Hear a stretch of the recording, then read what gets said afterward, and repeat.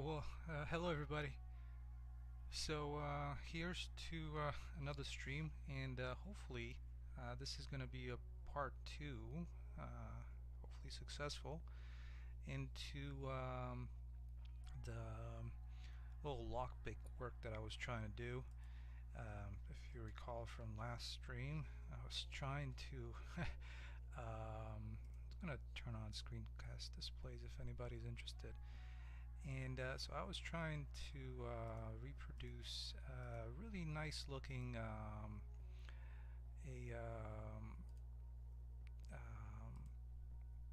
lockpick that I saw in Dying Light, and so I am in love with that game, so to speak. But the one thing that really stood out to me, was aside from the use throughout the game of lockpick, it was the design of the lockpick. Since I have some doors that you need to open and you need to lockpick them, and my system is not the best looking, or it works for all purposes. It's just not the best looking system. So this is a point of reference for me. And after getting a little bit of practice with Quixel Mixer, and finding some brushes that I could paint some details on, especially these mainly. These is something that I was struggling with. It came down to just getting the base face of this. So one thing that I was doing last time, and I didn't really consider, was giving myself like some buffer on these edges. So I'm gonna try and do that in this stream. So I'm gonna start by trying these lockpicks for quite a bit. There's quite an interesting mechanism. So one of it is this circle here. So I'm gonna be adding that first. So let's add a circle, and I'm gonna make it so that it fits the tumbler. And an interesting detail to this was that this is actually cut out. So it's not like it's not like a cutout in the middle of this, but it's like right on the lip as well. So I'm gonna be trying and doing that. Alright, so first what I'm going to do is I'm going to try and add this in first, this kind of the slot for the key. So I'm going to add a plane. It's going to be pretty simple to manipulate, and let's try and place it somewhere about here, and delete vertices.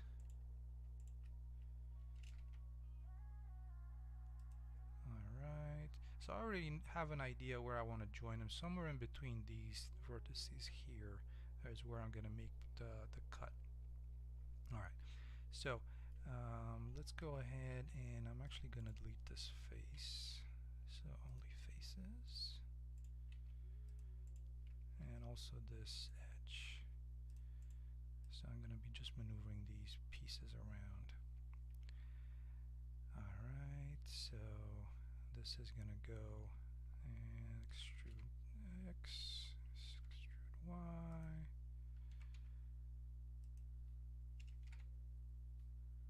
So right about to there, and I'm going to join these two.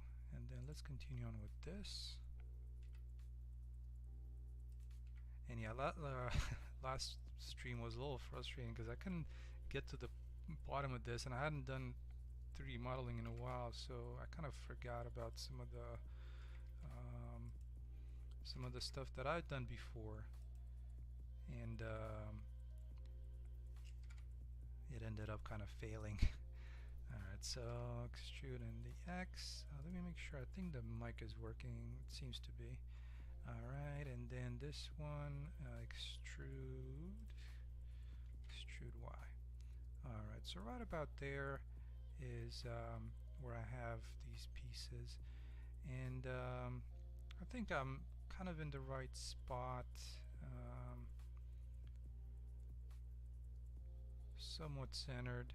Okay, So let's try and join these. I think what I'm gonna do is I'm gonna split this edge, like subdivide it, so I get a little bit of a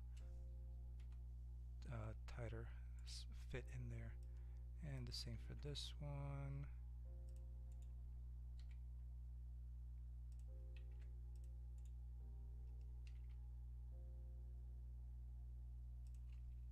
And I think at the end I'm actually just gonna remove one of these vertices. Alright, so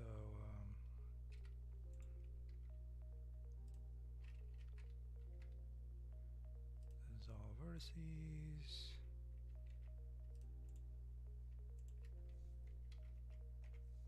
Alright, there we go. So that looks a little bit better, and I should be doing the same thing here, just to dissolve vertices. Okay, there. And now I can delete these. Alright, so now we kind of have that slot that's gonna spin around, and you see the tumbler inside here. So that makes it, I think that makes it pretty good. Alright, so now that we have this piece, I'm gonna be adding the tumbler, because that was an interesting thing to look at. That thing was in place, but this kept, you could spin this. So for that I'm also gonna add a circle and scale it to about the same size. And the way that one's gonna work, it's actually, I think I'm gonna just keep it as it's gonna be like a ring. So in here, so something like that, and it's gonna sit right behind it. Make sure, I think I got it. The normals are facing the right way. That's good. Alright, so now for this one, this was the kind of the tougher piece of the puzzle, because it's got all these weird shapes, and then the circle, which is, there's nothing in here that looks remotely like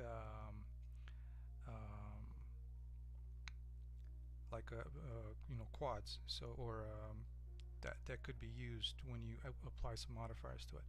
So what I ended up doing for this one, let's see, let's switch to vertices. What I did was, right before, actually I think I went a little bit ahead of myself. So right before doing this this join here, I'm gonna delete these two edges. So I'm gonna select these then and extrude, and then scale it up a little bit. So what this is gonna do is gonna provide me with that buffer when I apply the subdivision, like the bevel and the subdivision modifiers. So I can add some edge loops in here and help with that. So now let's actually fix this real quick, because we're gonna have these things going on.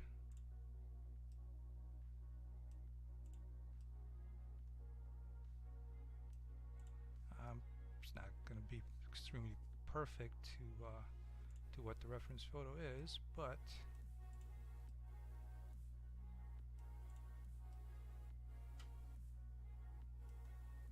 there you go, like that.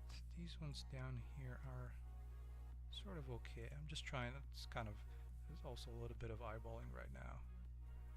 I believe there's a way to keep it consistent, but I'm not sure. Okay, so now that we have this in place, let's join these back up.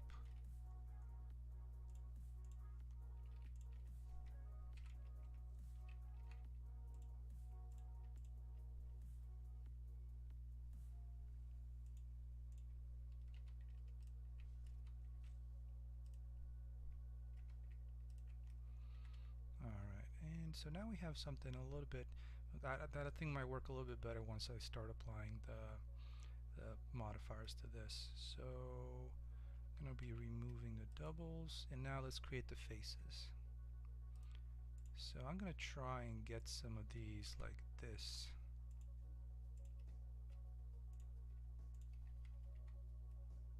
And hopefully things are going to work out.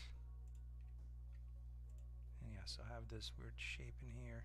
This is kind of where the retopologizing, it's not the most fun activity ever.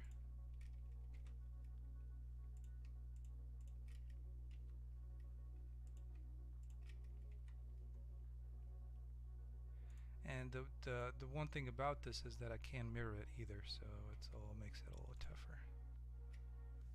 So let's try and get this one here.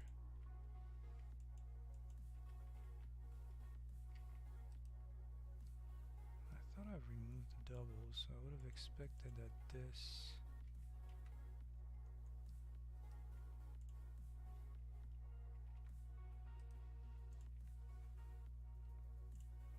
Alright, so now this one here, I'm going to try and maybe join it to this. And now what I can do is, with all of this, I can just make it like that. This one can probably go to here.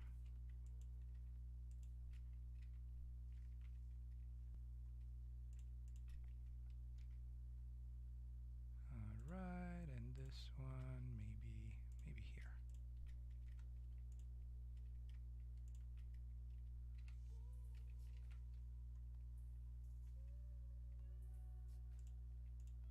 And I think for this I'm going to be finishing it off with another face like that.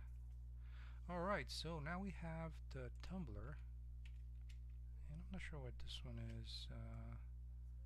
Still looking like that.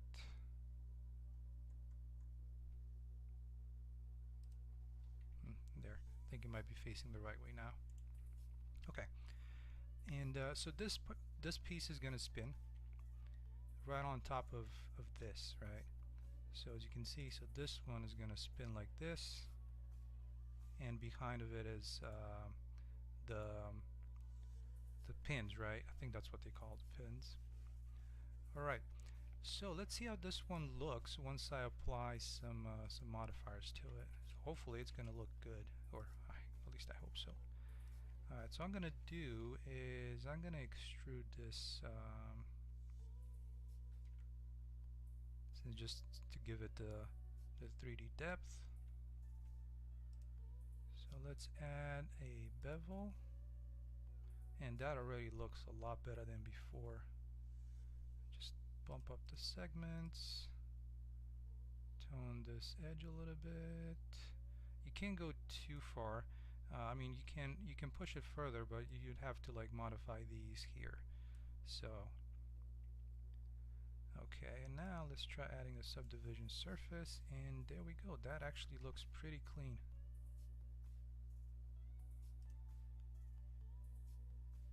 And let's see, this might make it a little bit better for the bevel. And now I gotta fix some of these, but that should be pretty easy because I can just push these in like so, and like that. Put some of these edge loops.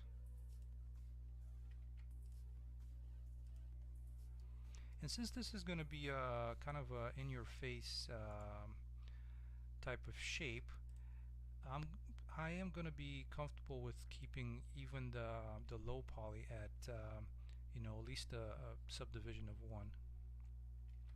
So let's apply this down here, and this push it down there.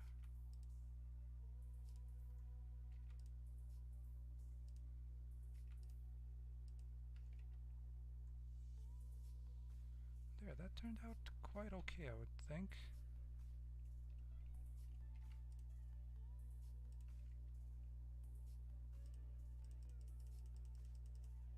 See, can I bump this up a little bit, or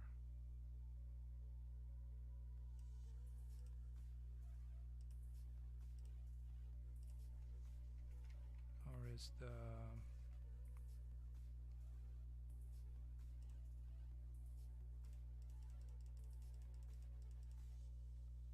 that might be throwing me off a little bit. Hey Busy, no, I've given up on CryEngine years ago, and luckily that I did, unfortunately. But yeah, I'm not using CryEngine anymore. It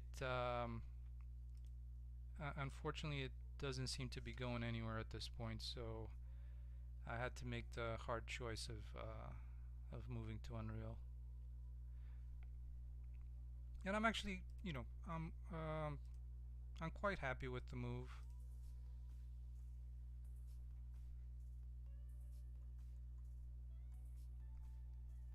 How are you doing? Are you using Unreal?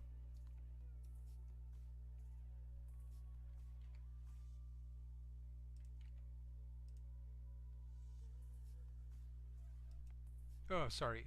Or are you still using CryEngine or using CryEngine?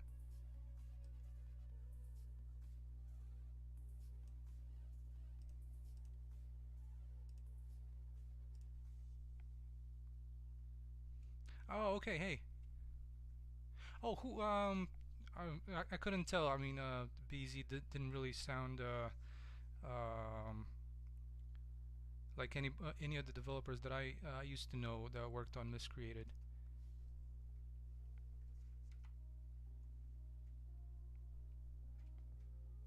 Oh, of course, of course. I've actually met a few years back at GDC. I've met quite a few. I'm not sure if they're with Entrada anymore, but yeah, I've met quite a few of the developers there. Really nice folks. I really had a good time at that meeting.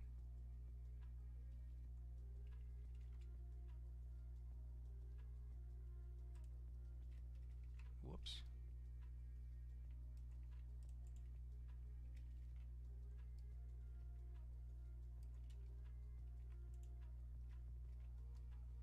Yeah, I've actually played it as well, but it's just I didn't play too much. Multiplayer games are not really my thing. So,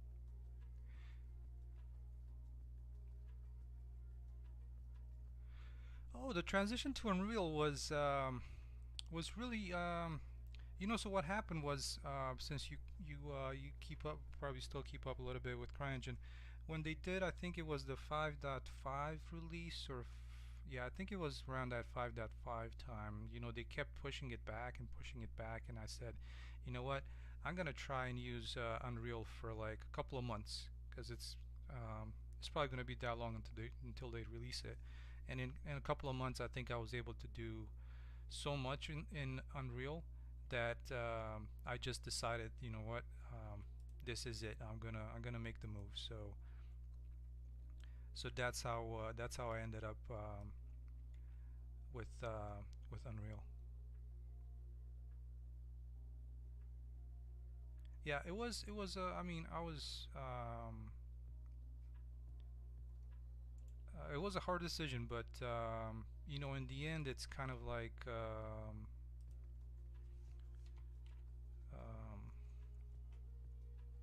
you have to watch out for your project. In the end, it doesn't really matter what you build it in. But yeah, I wish I could have would have continued with CryEngine, but yeah, unfortunately, I don't think their focus is the engine. So unfortunately, I mean, that's just me. Exactly, and aside from that, there's so many resources, and the marketplace with CryEngine is kind of non-existent, and so unfortunately, it's you know I wish it would have been better, but it is at the state that it's in, and now I've just seen that they made everything on there free, or at least new posts. So it's understandable because I mean they probably don't make the money or any money off of that to support the development. So I totally get the move, and so it's unfortunate, but such is life. such is life. All right, so yeah, so now the next part is going to be kind of doing the outside of this. But thank you so much for joining the stream. And yeah, I'm not sure if you've been on my streams in a while. I've been trying to do them as often as possible, but yeah, now I'm trying to work a little bit more during the streams on. I'm pretty happy with where the state of the world is at the moment. So I'm going to be focusing on expanding the prototyping that I've done for the gameplay and just some visual aspects. I was hoping to do one of these weeks, maybe next week.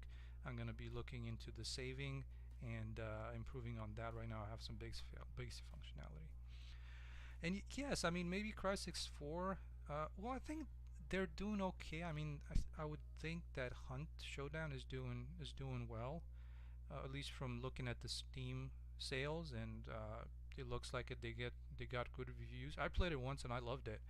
It's it just ran kind of poorly on my. I had a GTX 970, so I mean kind of nowadays mid to low end, and it was running pretty poorly. So um, and I'm not into multiplayer games that much. That's why I didn't really play it too much as well either. So all right. So now let's add a circle. But yeah, it's uh,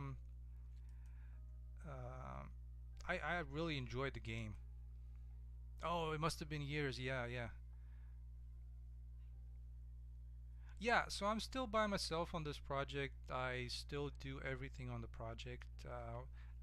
With Unreal, one of the advantages is that a lot of the stuff that there's so many things on the marketplace that are so useful, and I was able to not have to do all the modeling by myself. But yes, um, I am still working by myself on the project, and um, it's a love process, I guess. Kind of work during the day at my day job, and then work on the project. So and it's always nice to in my view, I kind of like being able to work on my own because it's you get the independence of doing what you want to do, and to me that's fun. So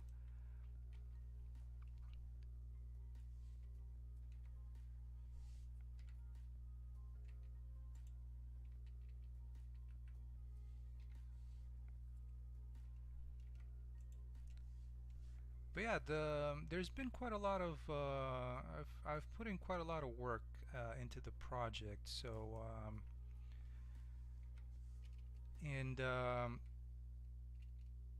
and I did have a lot of fun with it. It's I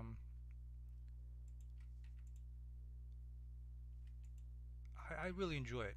How should I put it?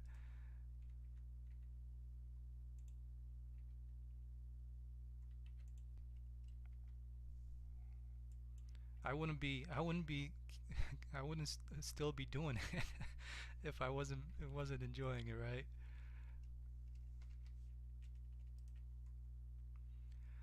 But yes, it's I have to say it's a lot of work, and it's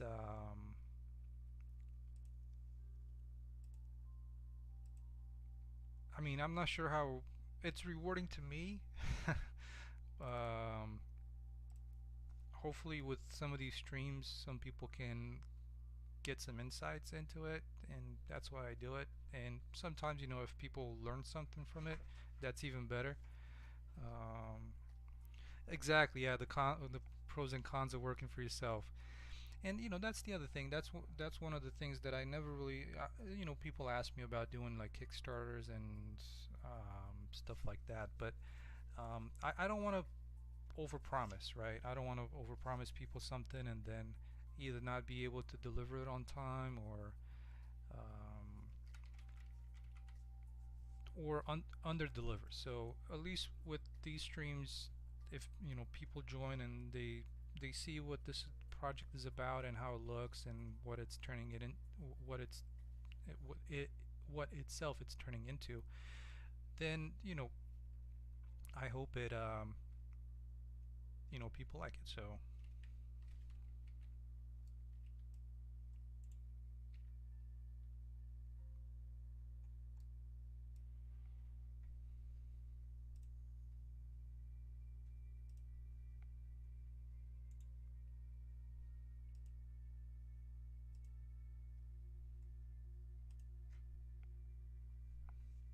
but indeed there's definitely like I've definitely had a lot of moments where I felt kind of down, and I'm like, oh man, I'm not making any more progress. Why is this going so slow? So it's there's also that kind of struggle, or inside battle, so to speak, where sometimes you kind of, like I said, you feel down, but um, in the end, you just get through it, and you just focus, I guess, on the next task.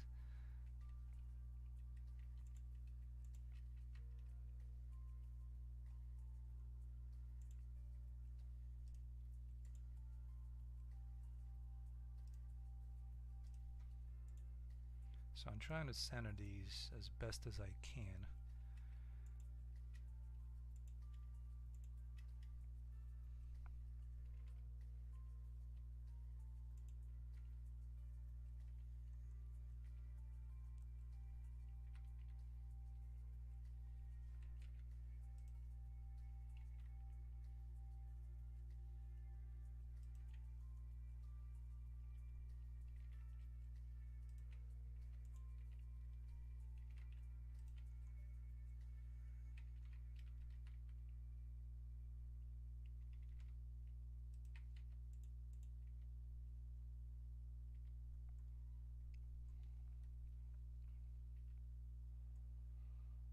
Alright, so in theory this is gonna spin like this, and that part is gonna be behind it.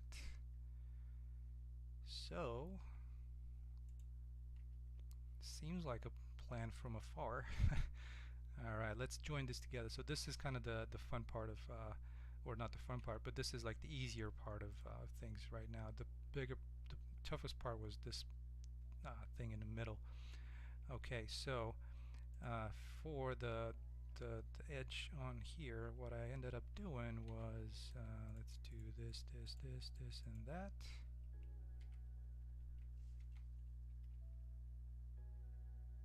Okay, and then this.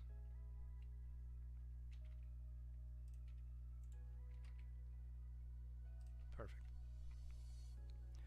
Okay, so this is gonna get, yeah, keeping it on with quads, especially when it comes to circles, is kind of my Achilles heel sometimes. I just hate it. Alright, so now I'm gonna make a couple more splits in here, and then let's and all these details I'm gonna actually put them inside of this. Hopefully it's gonna work out.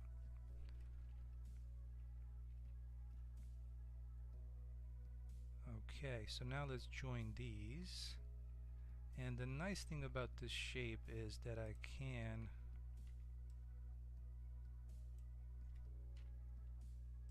do something like this, and only have to do it on one side. Alright, so I'm gonna join these two here, this one here.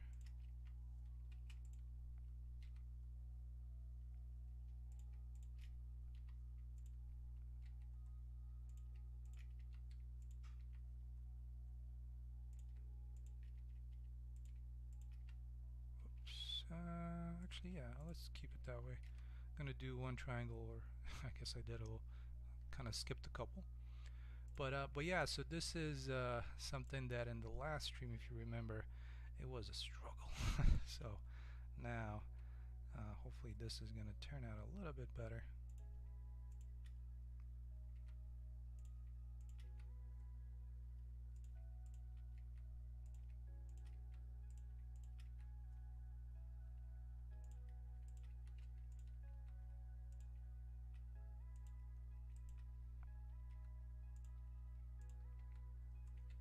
Alright, so I think that's already a better looking shape. Okay, so let's add some details to the inside of this. We'll see how that turns out, because when I add an edge loop, it's just going to be out on this edge. So, but in the end, uh, I definitely like this. So let's see how we can make that happen.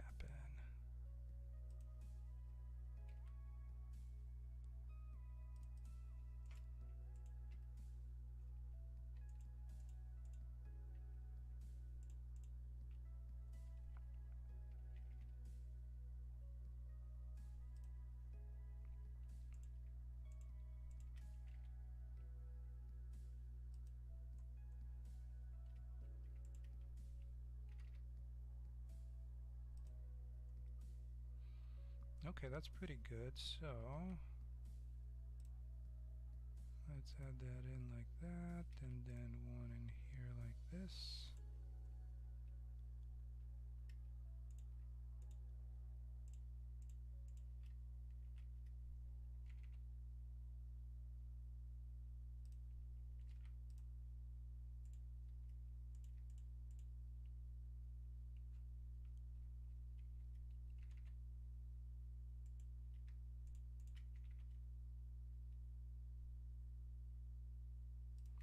Alright, so what I'm hoping for now, that I can, first of all, I'm going to extrude this face just like that. And now let's add that little divot around the edge. I'm just adding a little bit more detail in there.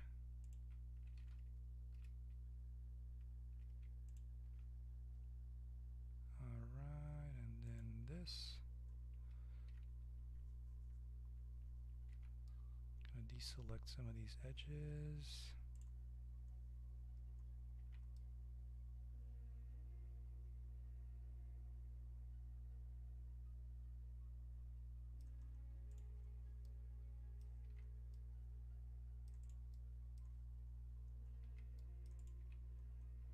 Okay, so in theory, once I push this down, hopefully it's gonna make it look half decent.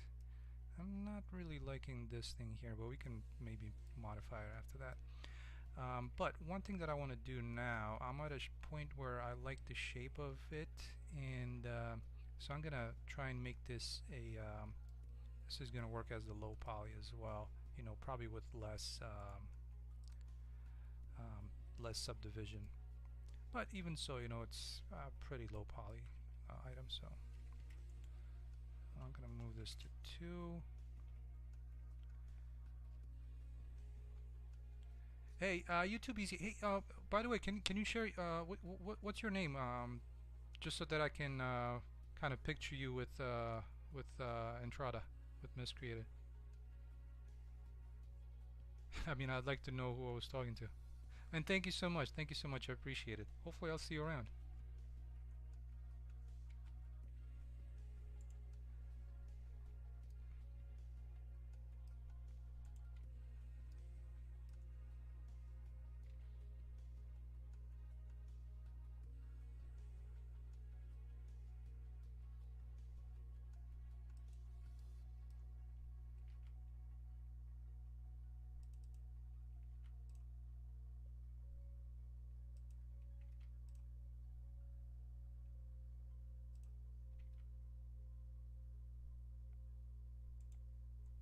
Oh, okay. Gotcha. Well, thank you so much for joining.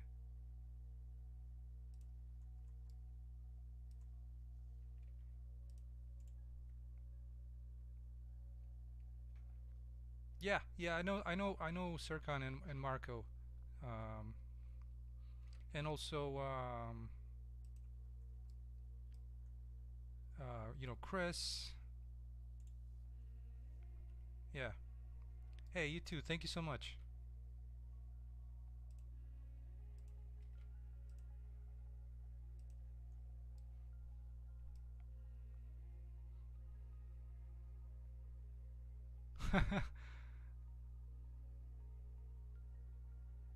Yeah, that's exactly it.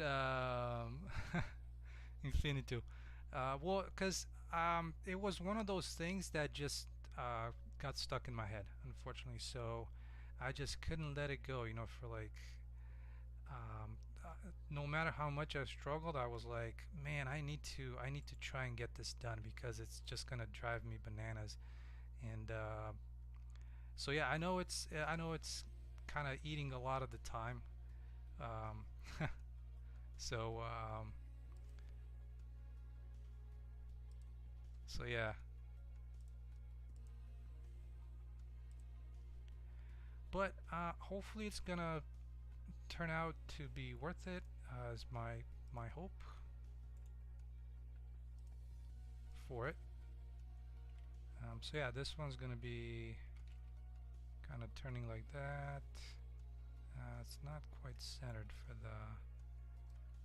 I'm gonna try and center it a little bit better.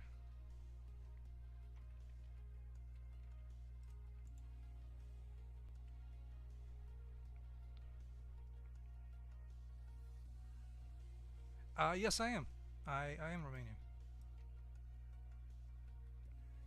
I was gonna say I was thinking you're the same, but I didn't want to assume things.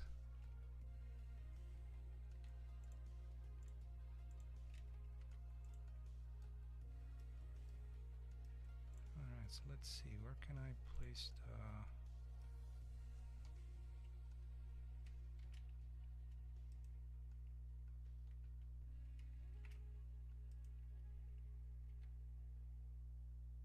Oh yeah, I think that's a little bit more centered. But yeah, welcome to the stream. I'm not sure if you. I think you might have joined the stream some time ago as well, or if I'm not mistaken.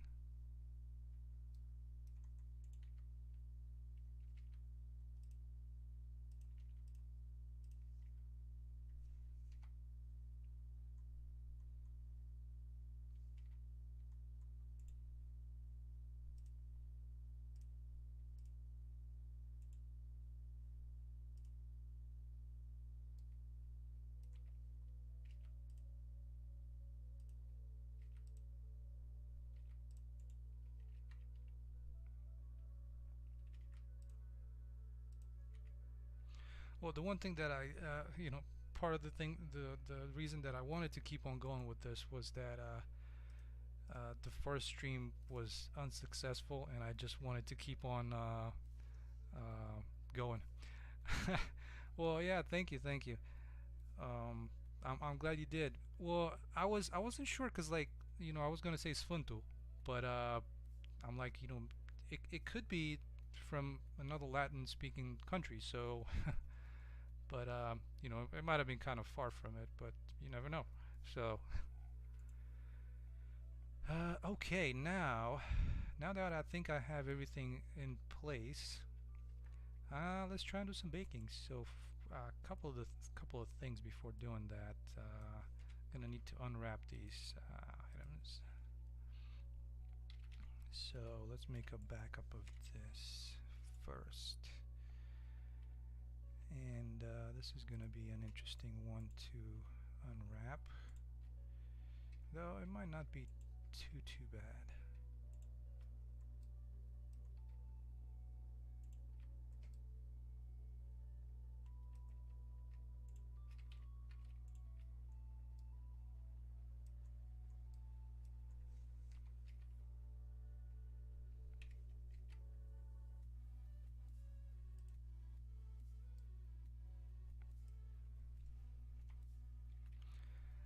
And yeah, as I was talking to BZ earlier, um, I'm glad that some of these streams help out some people. So that's always good.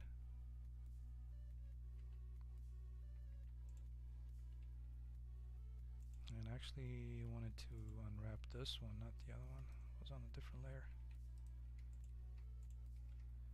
Because I think in the end, that's the point of me doing these also.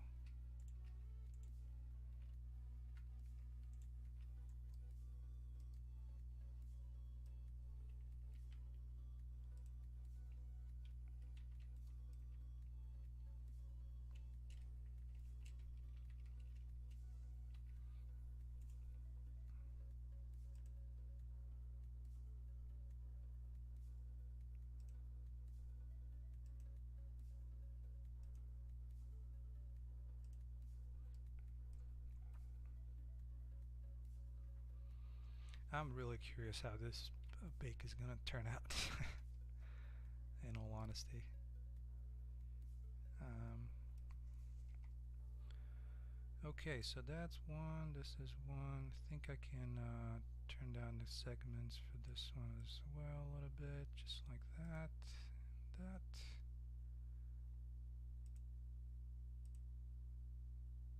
Hopefully the bake is gonna help with that. All right, so let's do a UV grid and see how this one turns out. And I'm still using Blender 2.79 before anybody says anything. It's just I'm slowly getting into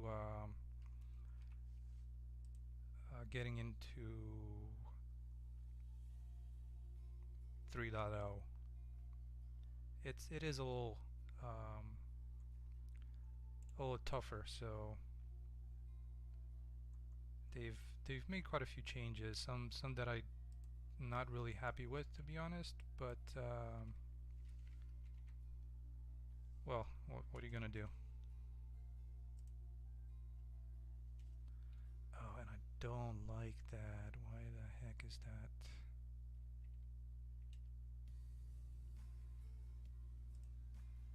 Because of these damn modifiers. Hmm.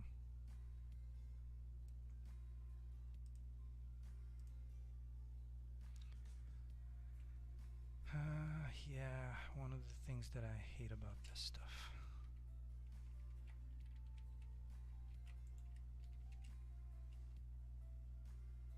And that's the other thing, you know, if I would have done this stuff a little bit more often, maybe it would have been a little bit better, easier to look at.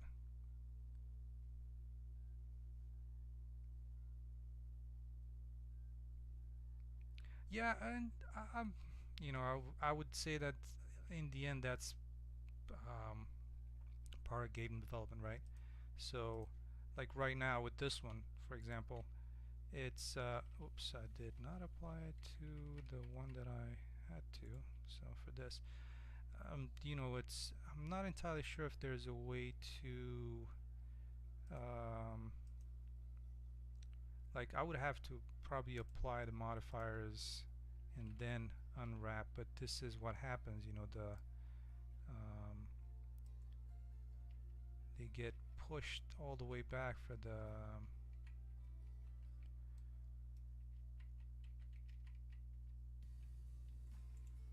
so I wish you could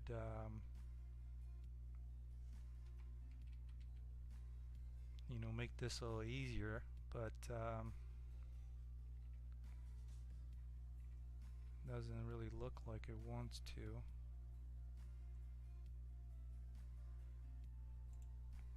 And indeed, you know, especially when it comes to some of these shapes, I keep on iterating on this, and yeah, that's why, and I end up doing quite a bit of extra work.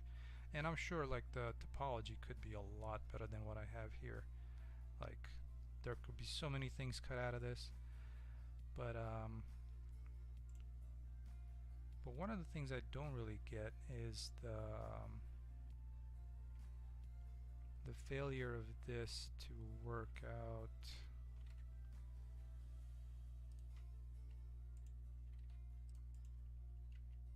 So you know, like especially when that's happening. And I know it's due to having too many triangles here. You know, like this could have been a little bit tighter, and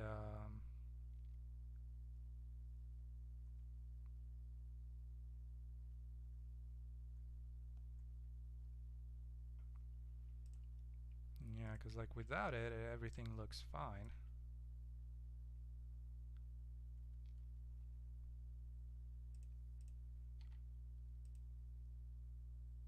So actually I might just use, oh, so the weight could be, let's see, I haven't tried weight.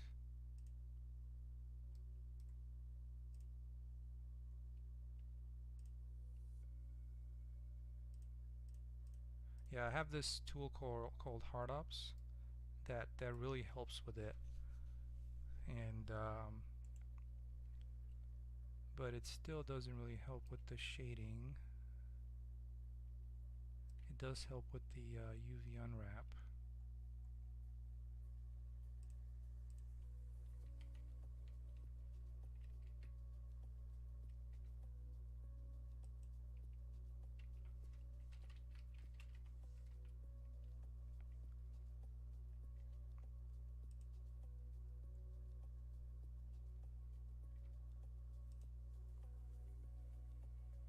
Yeah, so this is a really nice tool, and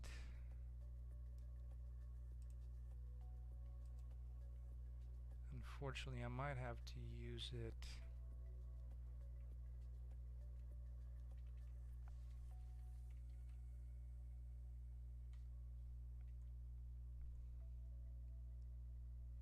okay, let's try that out. And now let's see about this piece.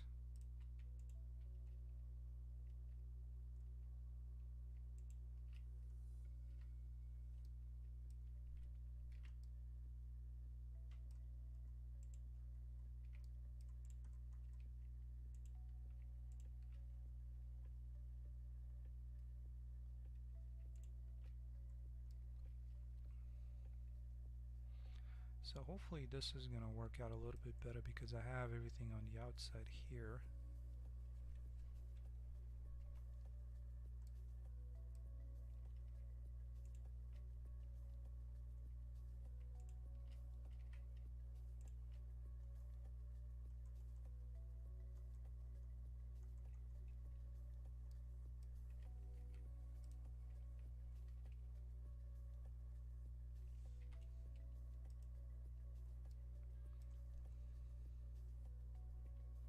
Yeah, that turned out quite a bit better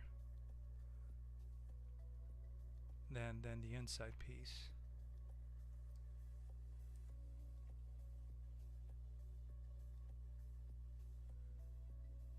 But I'm also gonna, yeah, the subdivide UVs doesn't really. Oh, so simple actually kind of helps with that. That's good. Learn something new every day. But it doesn't help with the edge, so anyways, I guess it was a good try.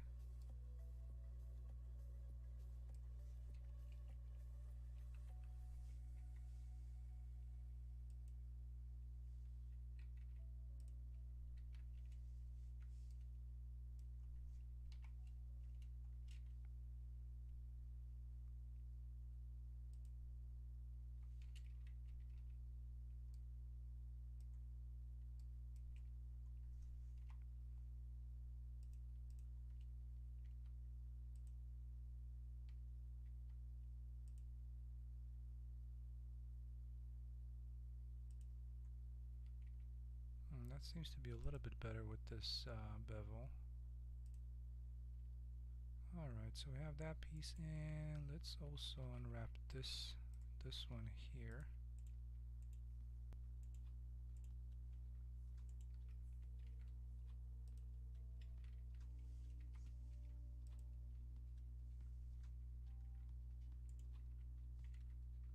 And I have this tool called circles to, it's if anybody's interested, where is it, user preferences, and that was free at some point if I recall correctly. Squares to UV squares to like help you with especially an island like this. When you press Alt E, it just straightens it out. Okay. And I'm gonna do the same for this one.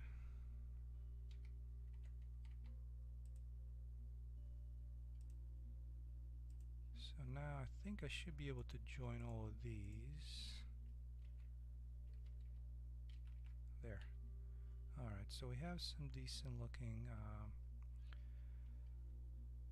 joint mesh here. I'm gonna try and see if I can place those to the best of what's possible in this.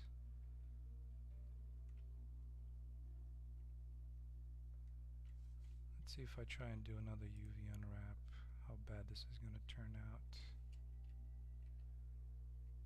Yeah, I don't like that.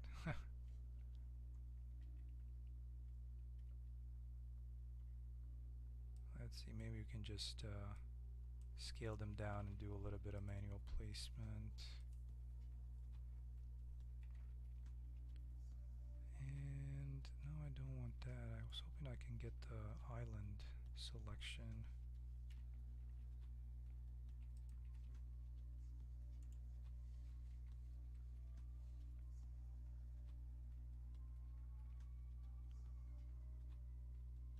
Oh, so you played Miscreated as well, Infinite 2?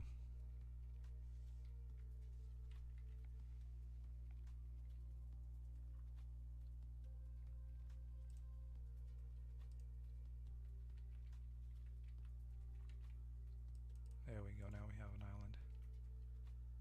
Let's kind of make this...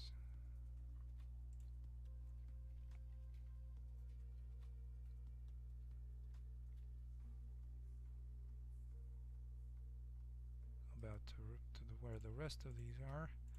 And I'm only going to need the front face, so the back face I can keep that small.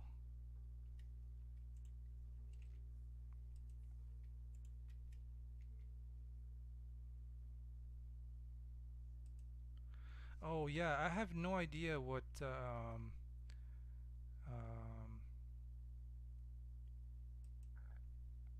if that was, I had no idea that was an engine issue.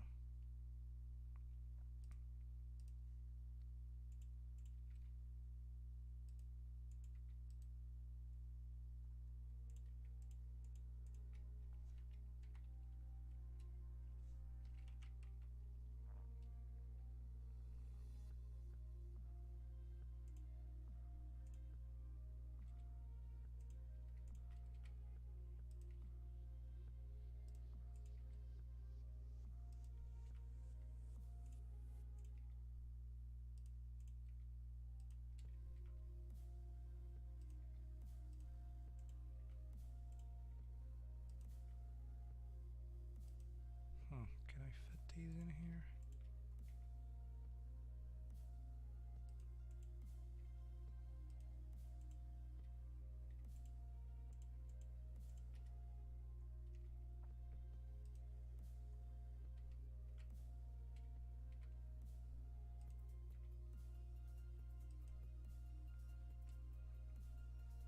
Oh, okay. Yeah, that's a bummer.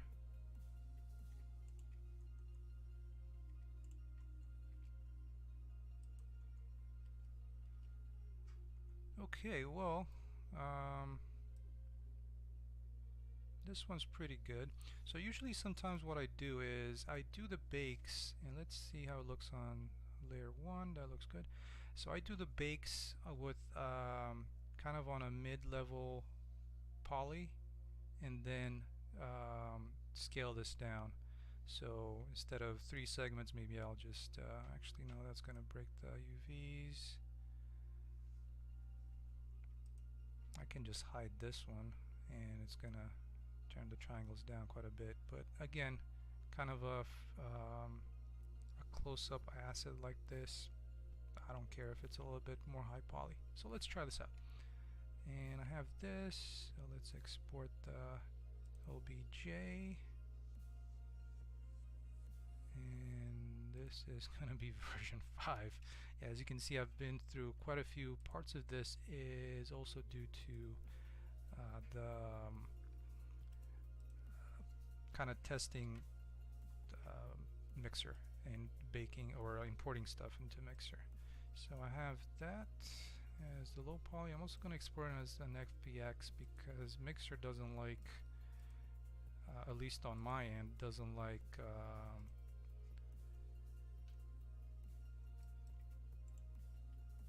OBJs.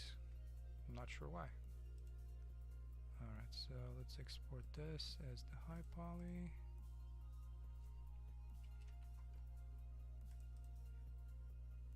Alright, let's jump into X normal.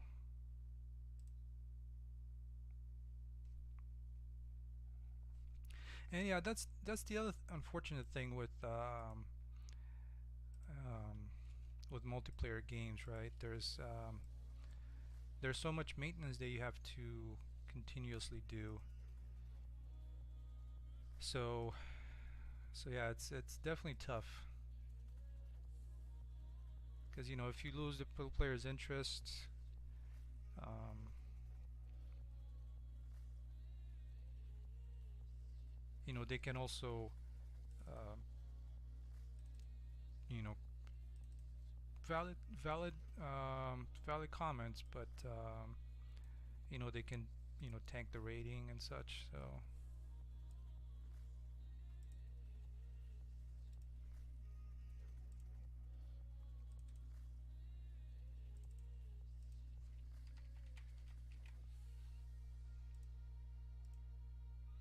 all right, let's see how this baking is gonna look. Hopefully not too bad.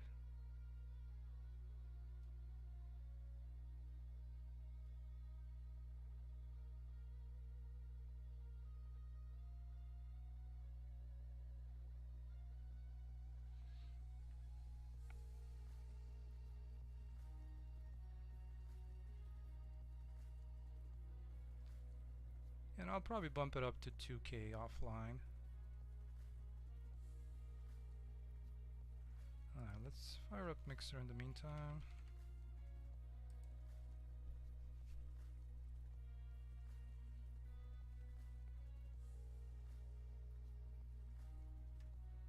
Yeah, that's true. That's true. The microtransactions, but I think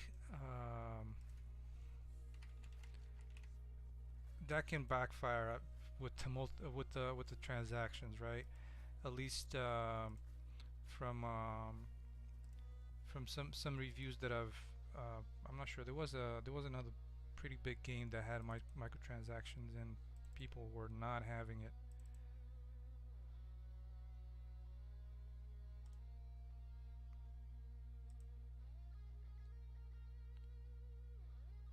And where is the lockpick?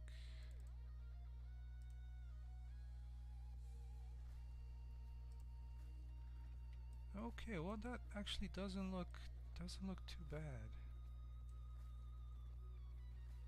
So let's apply something out of the local library, some kind of a smart material. Let's see, what can we get? Some metal maybe?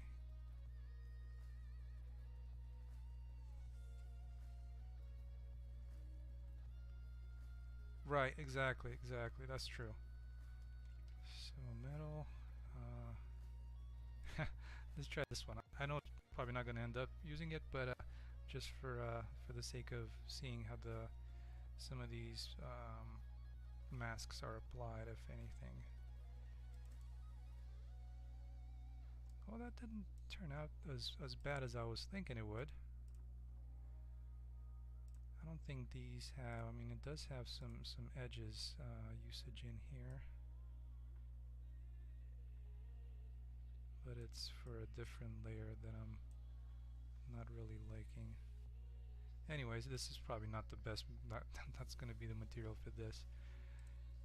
Let's see, what else do we have? Painted metal, oily metal. Actually, oily metal could be the go-to for an item like this. Not too bad. There's some things about it that I don't really like, um, especially how this oil is being applied. So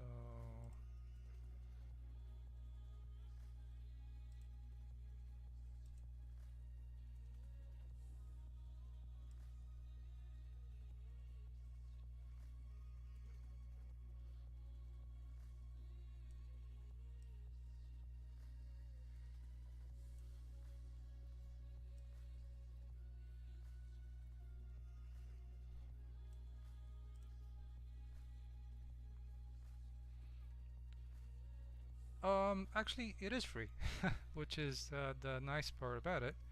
A mixer is free, so that's actually something that I really enjoy about it.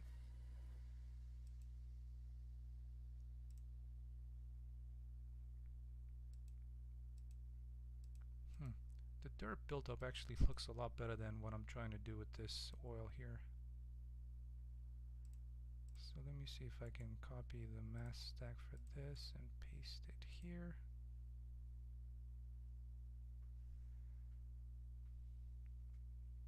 Oh yeah, no, it's definitely really nice, and that's why I like it. It's a very useful tool, and for it to be free, like um,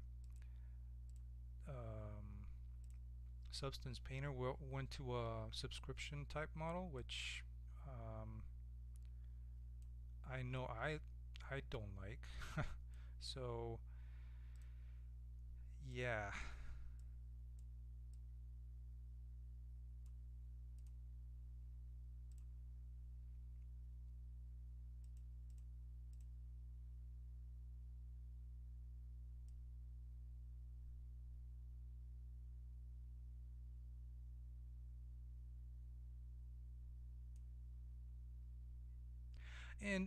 And again, this is me after using uh, after actually figuring out how to do this stuff a couple of weeks ago. Because I've previously I've never used Mixer for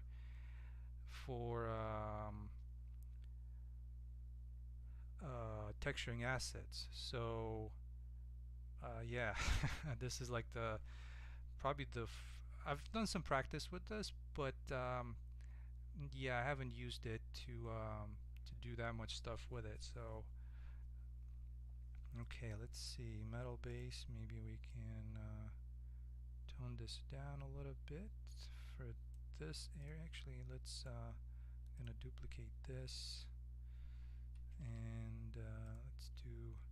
And the other thing that well, one of the things that I think they could improve on would be to have, like Substance Painter has, a way that you can select the mesh itself, like the separate pieces of this mesh, right? Or the not joined pieces. And unfortunately, you have to do an ID map for that, and which is not that complicated. So we'll do it right now. But for this one, I wanted to add a ID mask. So now going back into here, I'm going to try and create an ID mask. So this one, hopefully this works out. And I need to go into, was it into Node Editor?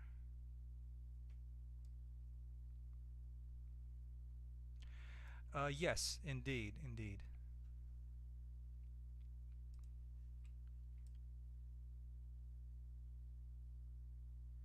So the other cool thing about this is, and that I wanted to do it right, let's do it now I think, is you can paint stuff like this, right? And it will add the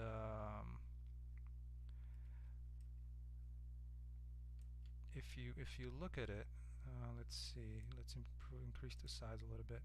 So it would add the dirt and grime that is added in the crevices to this mesh as well, which is cool. But unfortunately, yeah, the ID mask, I've done some practice, and it's I've made a tutorial on it, and it turned out quite nice for the tutorial. But I've actually used 3.0 for that, and the way that works is, hopefully I can get it to work in here. I'm still kind of finding my way with the node editor. I thought it was a node editor. So this has to change the cycles first, and using nodes. So you have these two nodes here, and so what I need to do is I need two materials. So one of them is going to be let's make it red, and let's see, viewport color, let's make that also red. And then another one which is going to be kind of the inside piece that's going to spin. So the inside piece, I'm going to let's call this so that I can, so this is going to be outside piece. And since I'm doing this, I'm gonna do the little uh, piece that just stays in place. So I have the outside piece. Then let's put this one as the tumbler. I'm hoping I'm using the proper naming for this. I'm not sure. Alright, so let's assign this to that. And then another one, I'm gonna call this, it's gonna be this other one.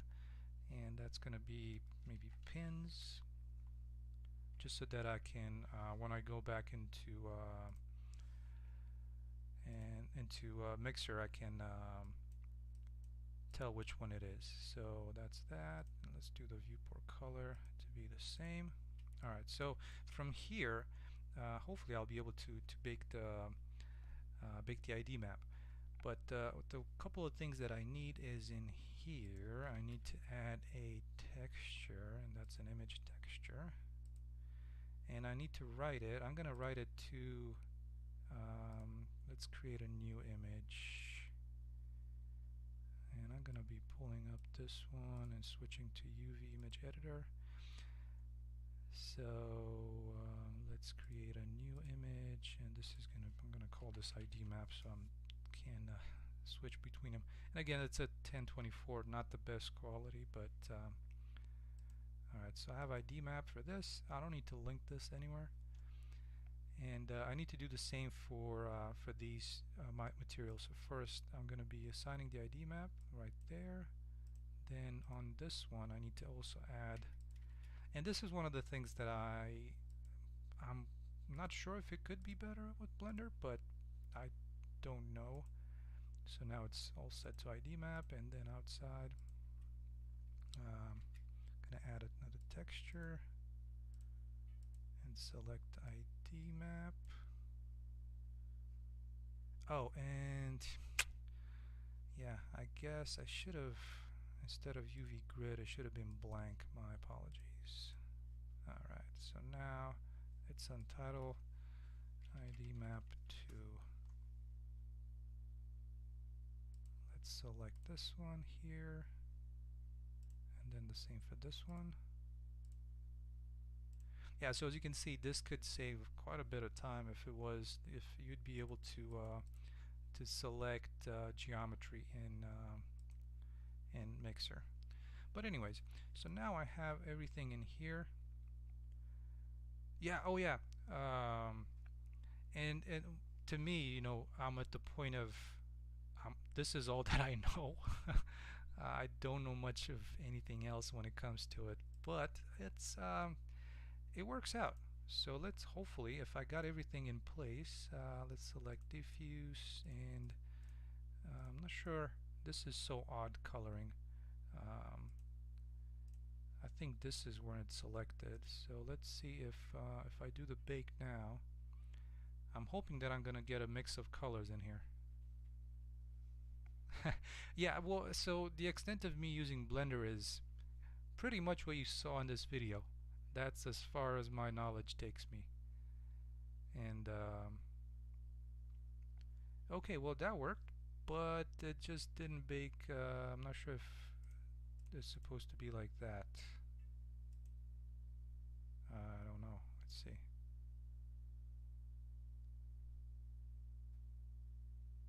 Ah, there we go. I guess it was supposed to be. Oh my god, who comes up with these? But anyways, enough ranting. Alright, so let's save this image. Save as image, and this one's gonna be v5 ID map 2. Save as image. Let's go back into Quixel, and in here this one is gonna be, let's load the ID map. Okay, so I guess it doesn't bring in the way that I named them, but that one's good for that. And let's create another one. I'm gonna use the same one.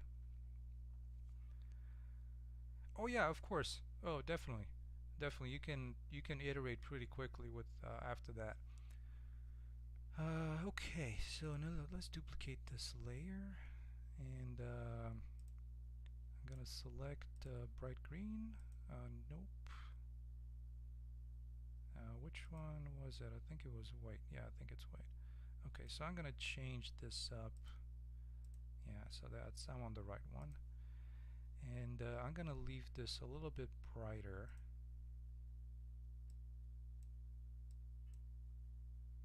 Like so, and then I think the other section of it, this one, maybe make it a little darker. Oh, it's a little too dark. Yeah, I mean, I'm not totally satisfied with the texturing, but it might be okay, at least for now. And I don't have anything for the bottom section of it, so let's try. And yeah, there's like a little bit of a fault with the bake over here, so what I'm probably going to end up doing is kind of bringing these, and I'll do it in the stream. How long has it been? It's been an hour and 10 minutes, so not too long. So I'll try and do it in the stream where I'm gonna bring this. I'm gonna try and bring it away from this mesh. I'm not sure if that also affects the bake, but um, we'll see how that works. Maybe it does. Maybe it's just the high poly that is not so great. So okay, well let's apply one to the bottom material as well, or the bottom ID. Okay, duplicate it. And then this one, I think it's the green. So let's change this to maybe, oh, there. That's not perfect. Not sure if there's any other. Let's see if there's any other materials. I'm not really happy with this oily metal for whatever reason. So I'm looking for metals. That's good. Maybe I'll apply something that's painted to the let's see how this looks, to the outside section of this, and then the tumbler I'm going to leave it like this.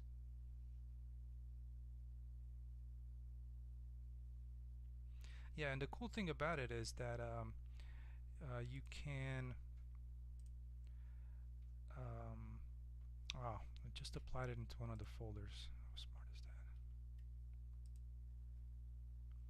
So the cool thing with this is that you can export it to Bridge into your Bridge library, and then just import it or export it straight to the engine.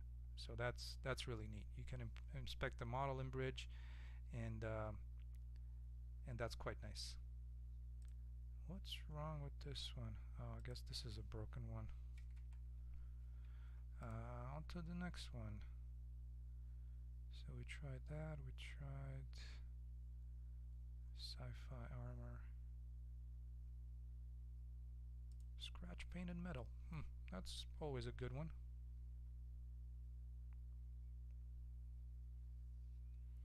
And let's bring it up top. Hey, not too shabby. I kind of like that actually. Let's apply an ID mask, and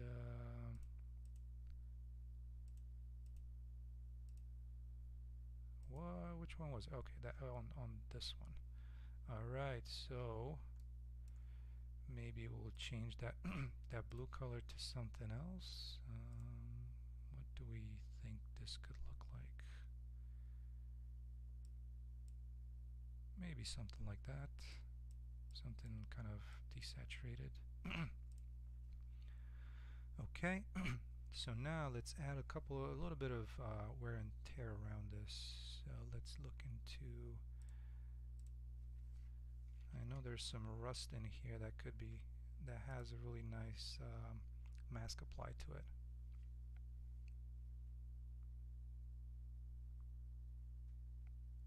Alright, so this one, I can keep the dust and the rust base, and everything else I can hide. Okay, so that actually turned out pretty decent. Let's take a look at the rust base and remove some of these kind of these really nasty, or the kind of the damage. The dust I kind of like. Let's take a look at the rust a little bit.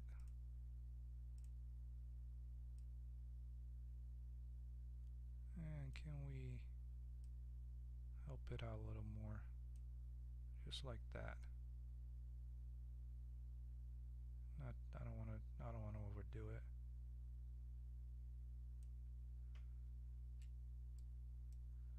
Okay, so now let's paint like once you paint some of this, that's what I like about this. It looks like it's painting it pretty nicely.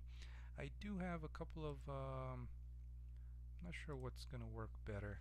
This one is actually a pretty nice alpha, so it looks pretty good. And I did download quite a few alphas, and let's take a look where those are at. Screws.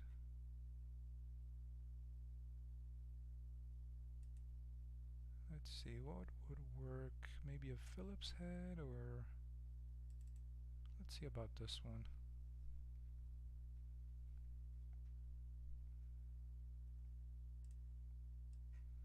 So I'm going to try to see how this one looks, though I thought I had it imported already. No, I actually do. So I've used that earlier. This one is not, actually it's not too bad if I just use a smaller size to kind of, you know, keeping this in you know, locked in here. So let's see, an angle jitter could help.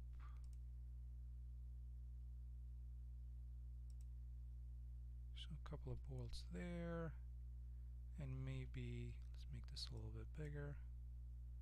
One on the outside here, and one over here.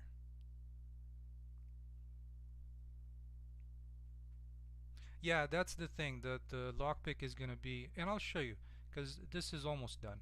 So I'll bring it into the engine and I'll replace what I currently have for the lockpick, and we'll give it a try. But the other thing that I wanted to do is, I think for this one, I'm also gonna be not that one, but the bright green. All right, so there's also the little piece behind it. Okay, that's good. And this one I'm still not entirely happy with this oily metal.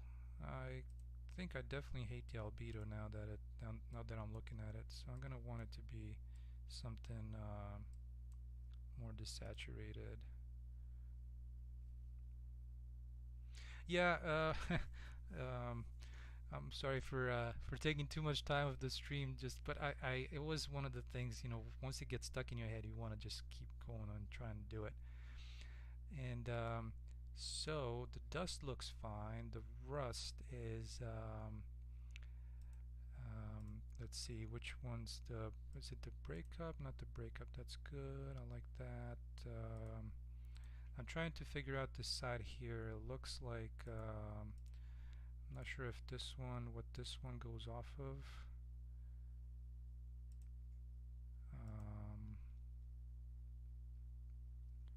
I was kind of thinking it goes off of a gradient because it only applied on this section for whatever reason.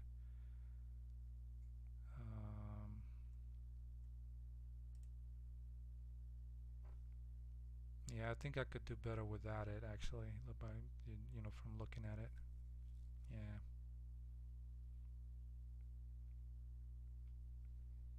Okay. Well, at least that's a good place to be at. The way I look at it. So now let's export it to the library.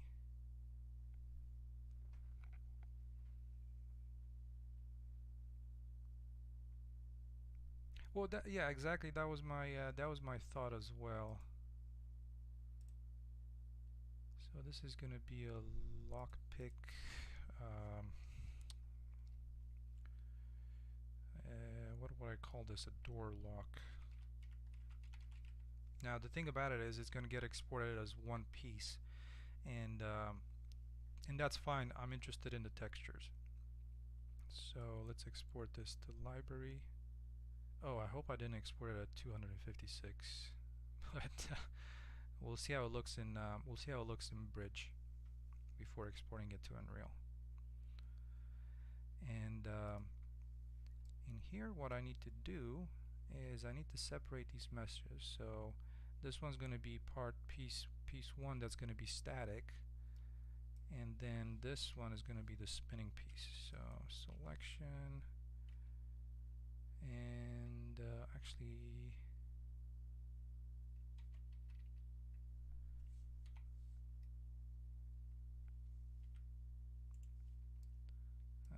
when I joined them, I missed my pivot point.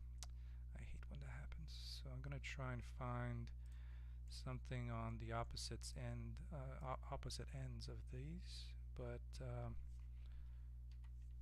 let me hide these first. So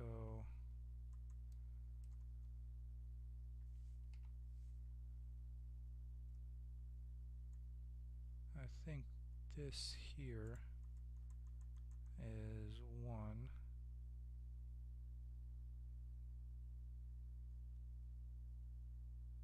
and maybe this here.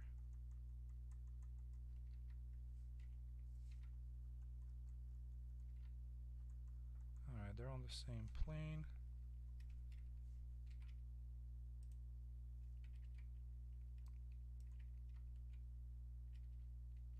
I thought I selected them both.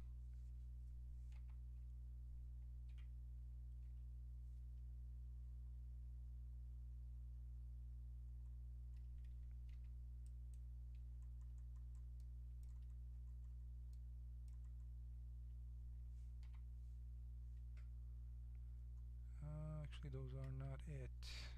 It was this one here.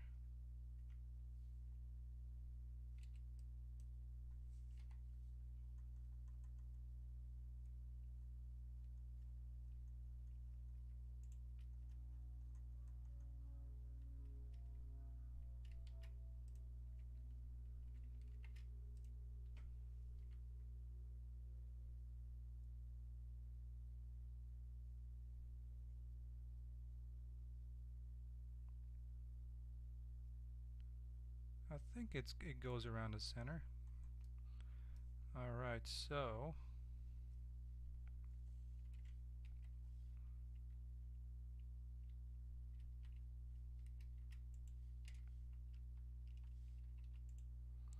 we have this piece that's going to be static, and then this piece. So let's export these FBX and see how it looks in the engine. So we have this one is going to be Lockpick or door lock tumbler, and then this one is going to be, hopefully we'll see once I apply to the blueprint if it's if I need to change any of the pivot points. So, and then this is the door lock, call it base. Oh, and one thing I forgot, for this one I'm only going to need one material, so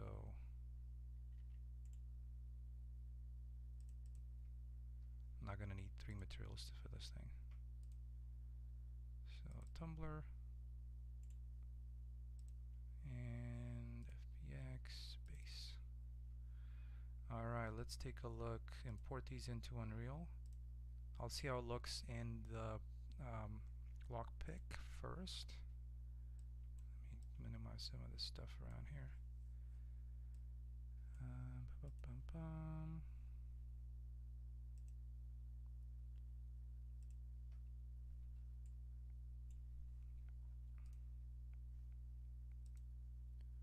Alright, so let's take a look at my content browser. Try and find the Lockpick system.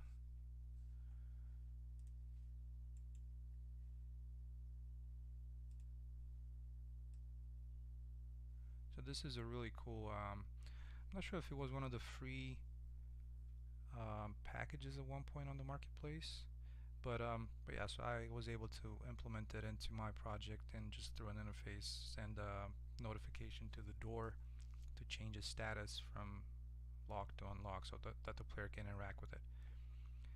And I think I might just let's import it here. So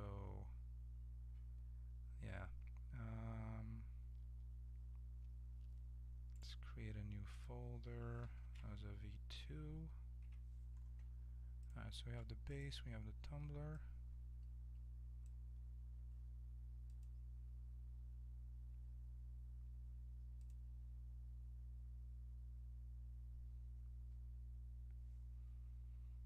Alright, so let's open up the blueprint.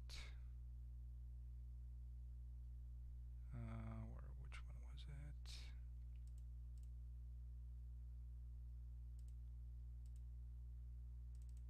This one here.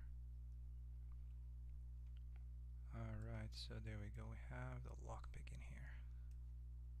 Let's look at the viewport.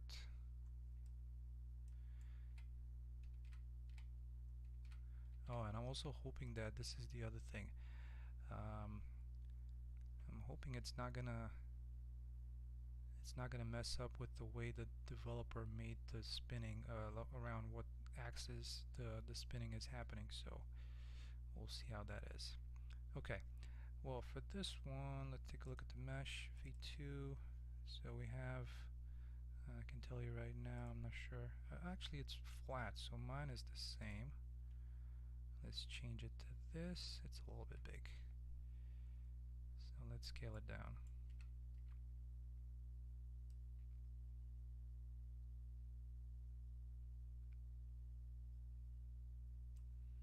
Let's make it a 0.25. And then the inner lock is going to be this, and actually kind of worked out pretty well. Oh, but I forgot, one thing that I forgot, sometimes I do this, it's like you have to move this to center because that's why I didn't export it properly. So, or it didn't export it with the proper position of the pivot point. So let's do the tumbler one more time here, and I'm going to re-import it. Okay, now that's better.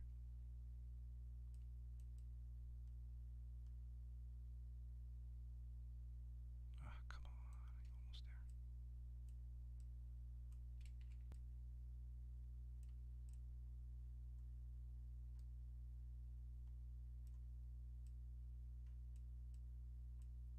Oh, really? I have to. So that one is the center, and then I guess this piece. So this piece needs to have the same. So basically, right at the center of it. Luckily, this should be a little bit easier. It's a little bit simpler mesh.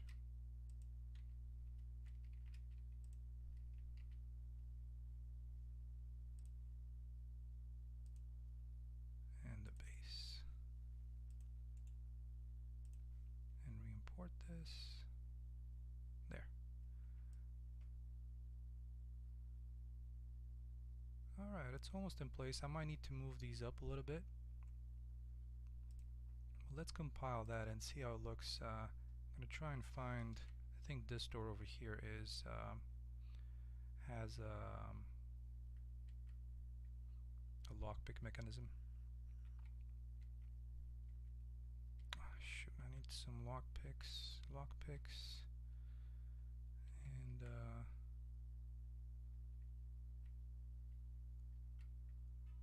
okay, that's there. It might just need to be rotated around. It seems to be flipped. So that's good. The only thing is that it doesn't spin the centerpiece.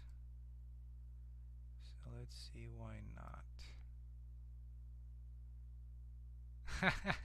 Exactly. From Timisoara. And actually that's not a card that I'm gonna use anyways. It's just a kind of a filler asset. I was actually, this is like a drivable car, so I was testing to see if I can get it so just to interact with it and drive it, but it's not going to be part of my project. Okay, so this one is in place. It can spin, but I'm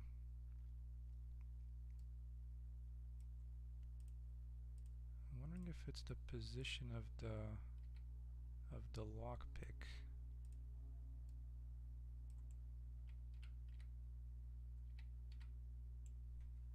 So let me take a look at so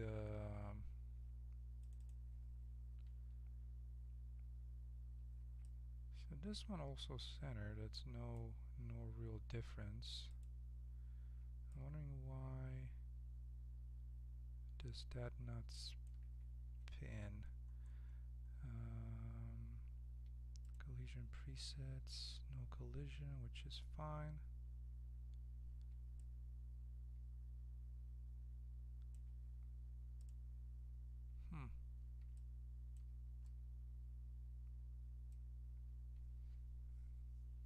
Why would that not spin? You know, besides the fact of it being flipped around, but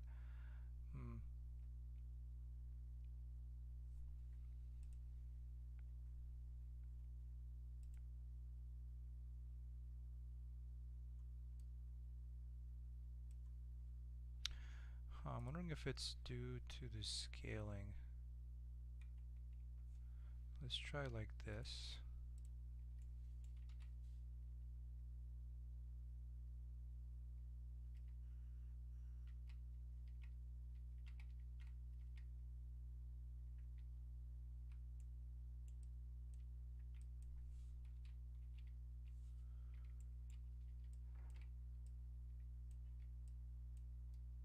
Oh, actually, I think I forgot how this works. It's like I was so used to the mechanism in Dying Light where you use the mouse that I wasn't doing it properly. So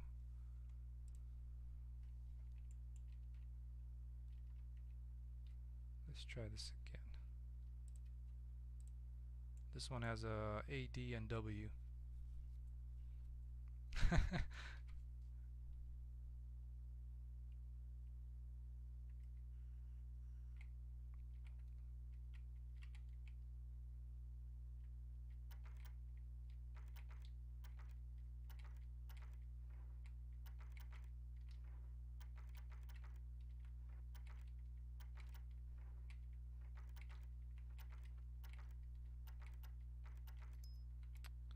Alright, I broke one of the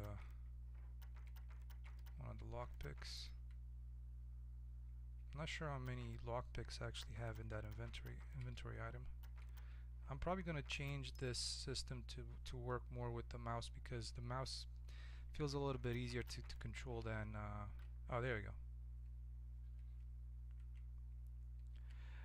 Yeah, it doesn't feel so well as the Dying Light one does, in all honesty. The spinning of the tumbler, like I'm okay with the A and D to rotate the lockpick, but then the spinning of the tumbler, I want to make that with the mouse. So I'm probably gonna do that sometime today or tomorrow. But the actual assets seem to be spinning as expected. It's not positioned the perfect way, but that can be fixed. So let's take a look at bridge and bring in the textures so we kind of go full circle with this. Bridge.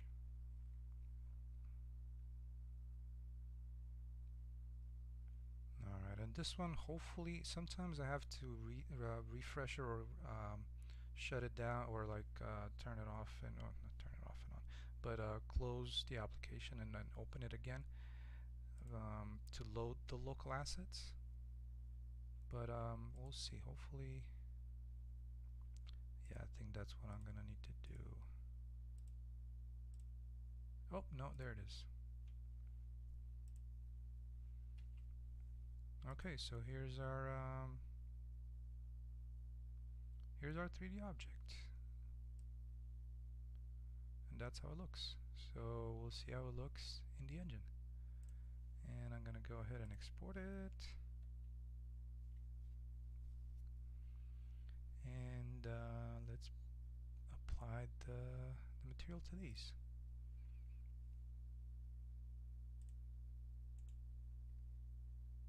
And since they share the same material, which is great, let's go ahead and new material instance, mi underscore lockpick. And then this is going to be this material that I have created. Oops, that's physics material. This is what it is. Master regular. Alright, so now we have the base, we have the normal, and we have the roughness. Let's see, where did it get exported? I think into Megascans, 3D asset, and 3D assets. Door lock, there we go. So we have that, and roughness. I could potentially export the metallic as well. Oh, yeah, I've been meaning to play Thief for a while, but I'm not sure why I never got into it, because I really enjoyed Dishonored, and that's kind of the first game that comes to mind, you know, that's in that idea of stealth. Alright, so lockpicks, let's see how this, okay. Yeah, one of the things that I've that I still need to fix is the way when you interact with the door. So I should have interacted from the other side, unfortunately, since it's kind of just a freestanding floating door. There. Okay, perfect. So actually not so perfect, because this needs to have the material applied, which I forgot to do. Like that, and where's the other piece? This one, and there.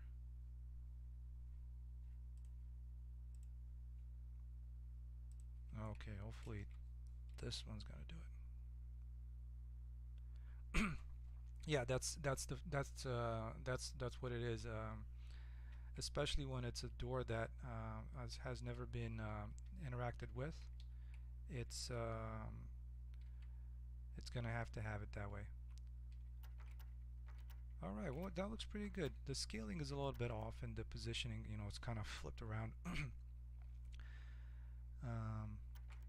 But other than that, that looks quite okay. One thing that I want to add is I might want to add a, like, this little light is fine, but it's a little, it was it was okay when the small asset was in place, but now, and one thing that I can't figure out is this was said maybe in the construction script, that I can't seem to move it from its location here.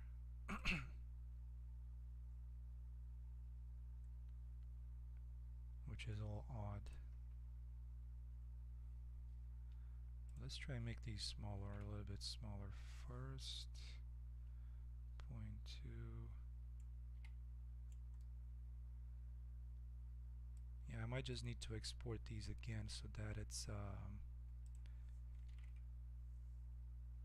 they fit in a little bit better with the rest of this.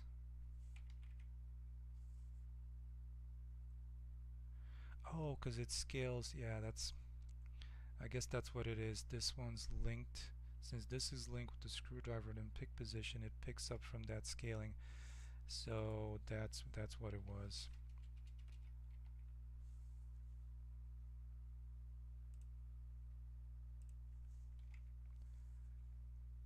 So what needs to happen is I need to, and let's do that. I don't want to end the stream without having this in place. Let's see, it's been closing. It's 1 hour and 40 minutes, so not too bad. I don't want to go over 2 hours with these. Um, let's bring in the original. Let's see where that is. The mesh. So at least that way I can scale it based off of what these original ones are at.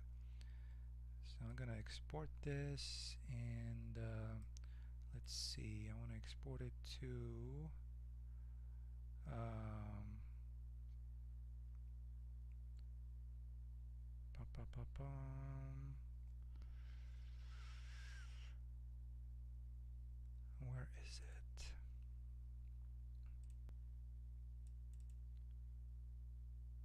Doors, lockpick. Alright, so I have the inner lock. Excuse me.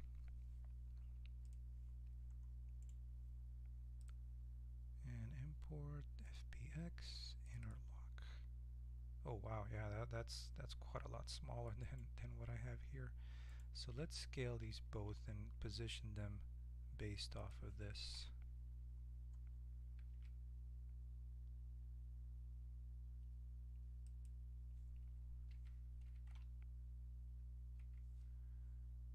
Okay. Rotation and scale.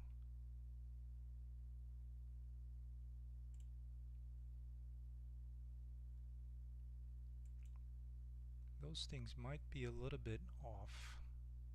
We'll see. We'll see how it looks for the lockpick and.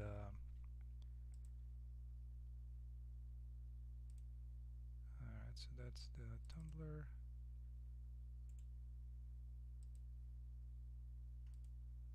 And that's the base. Back into Unreal.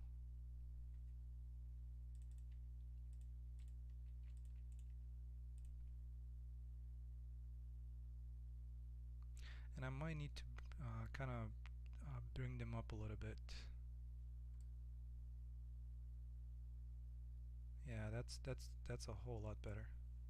Now let's see where they're at on the z-axis.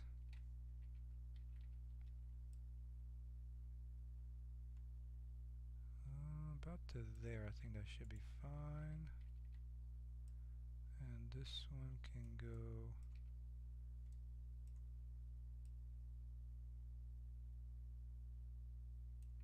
to about there.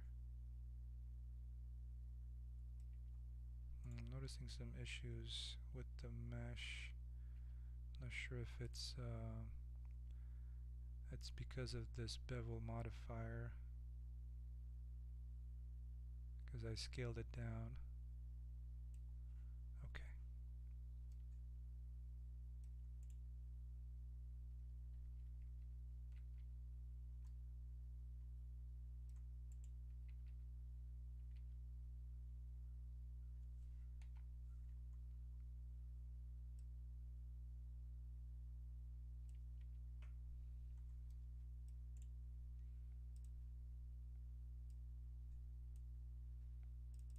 So base and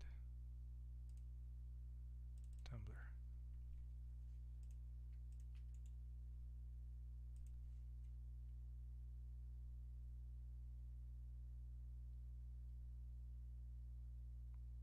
Okay, that's quite a lot better. It's still a little bit off due to where the lockpick and the screwdriver are at, but I'm hoping maybe I can move those around a little bit.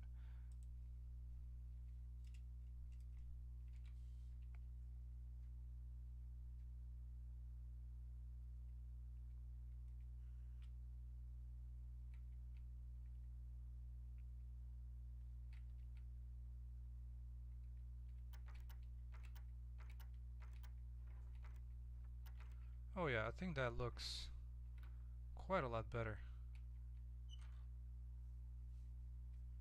Nice.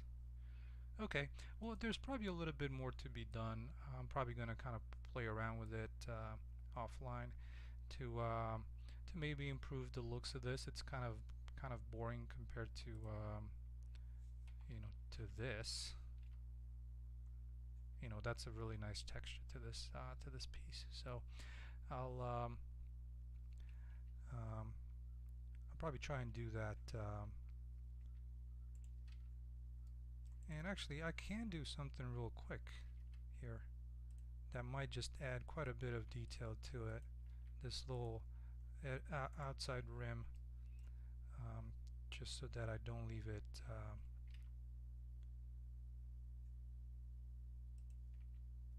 I don't give up on you just yet. Yeah, so this one adds quite a bit to the detail of this.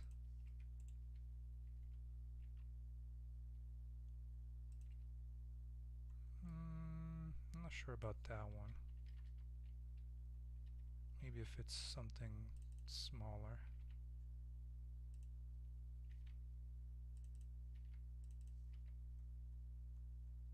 Kind of like that. That's okay. Let's try and export this as the high poly, and I'll try and do the baking again. And I'm hoping that I've saved this somewhere.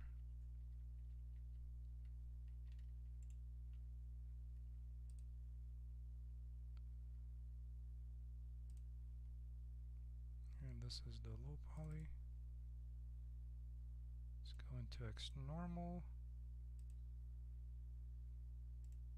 Generate the maps.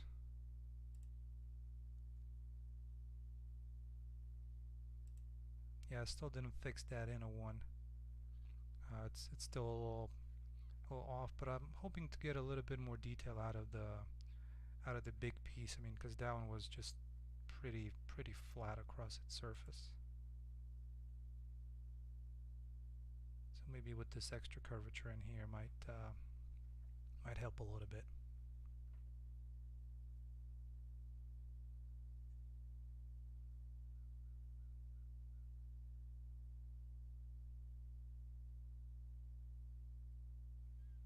Alright, so that was pretty nice. Let's see about editing the texture sets, re-importing all. So there, that actually added quite a bit. I'm quite happy with that. Let's go into layers and the paint layer. I'm gonna delete this. Actually, no, I don't want to delete it. I want to remove this section here so I can add it maybe where it's supposed to.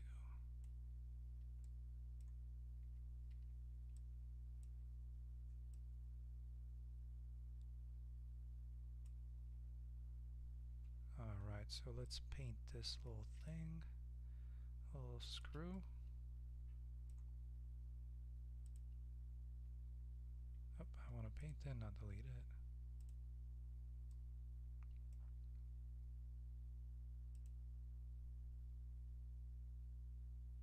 Okay, that's pretty decent. I'm okay with that.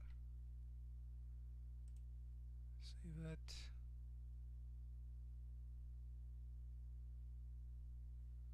Let's go ahead and export the library.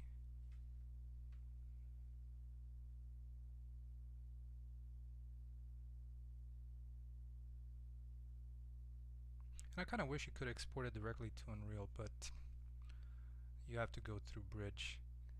And I'm actually not sure if I exported as a new one. Apparently it did. I'm not sure why that would happen, since it's the same project. Anyways. Let's go ahead and I'm going to edit this material here.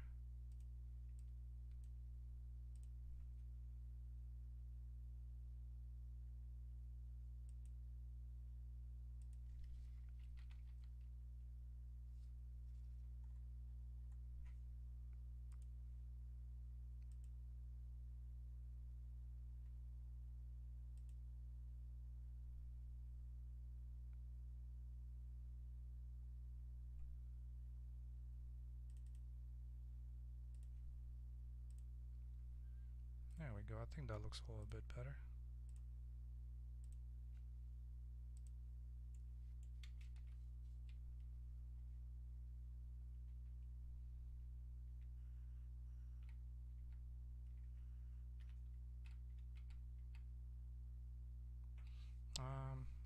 did not apply to it.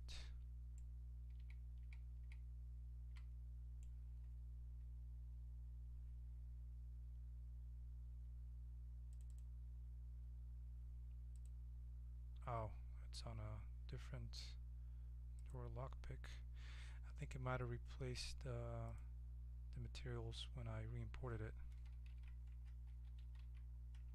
Lockpick. There we go.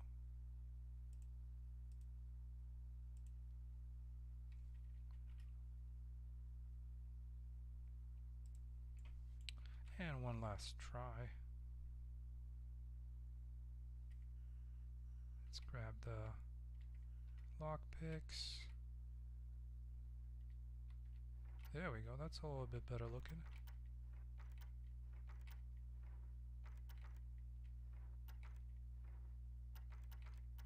Come on. I guess that snapped. Okay. That worked out. I might maybe, reduce the grunge a little bit on this instead of this rusted surface. Maybe we can do something like like some dirt or something like that. Not sure if this oil, I wonder how this would look. Let's try that out instead of this. So I'm gonna bring that in here. Oh, I kind of like that actually. And I'm gonna try and duplicate it.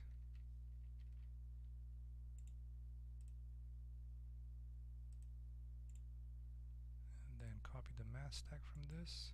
That's one of the things actually that I like with this one better than Substance Painter. I think the generators are nicer, like the way they implemented these grunges.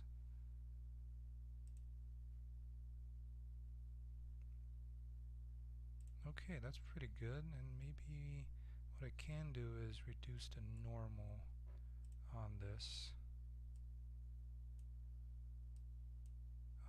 rust.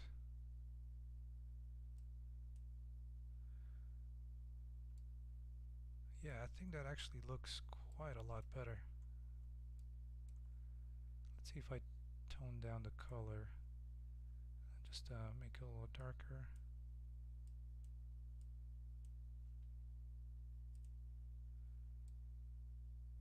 So it's kind of the metal underneath is coming through, I would think.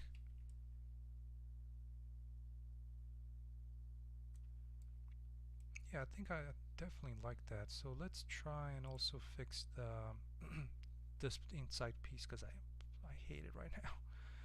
And so for that,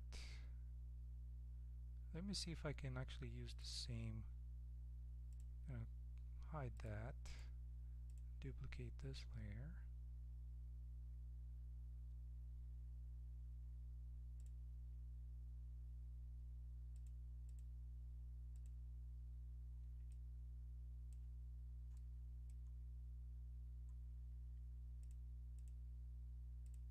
That's looking quite a bit better. Let's change the color of that centerpiece.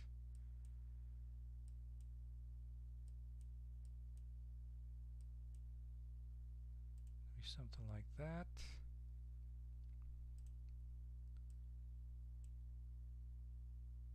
Let's get some scratches maybe.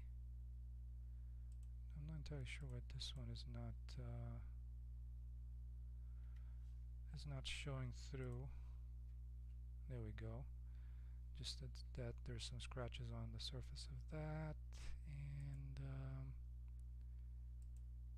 let's see, I'll keep the oil kind of on the edges, and then this dust.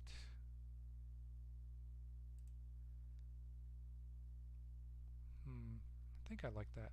I mean, it's a lot better than before. So yeah, there we go. I think that's gonna be it. Let's export this real quick, and so export to library. Yeah, see, I would have expected to get that replaced and then have it as a new one. have it as replacing the existing one. But instead of that, I get a third one in here. I'm wondering if it's like a bug with Mixer, if it's like intended, that's the intended functionality. I'm not sure. Anyways, well, here's the lock. It actually looks quite a little bit more presentable now. So export this. I'm wondering if it's going to export it as a new file, which it looks like it might.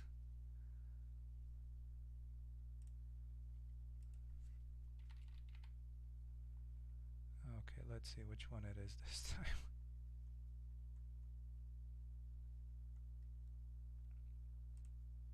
Yeah, so oddly enough, this is how it exports it.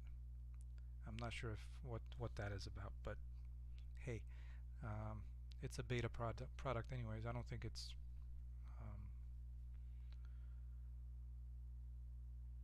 fully there. Alright, so I think it might be, which one is the latest one?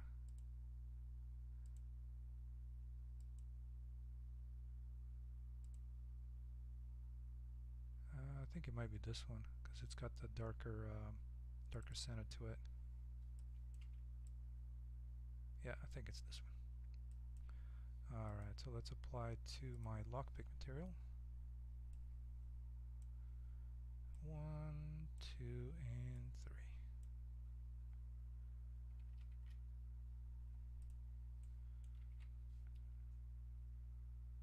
Alright, well,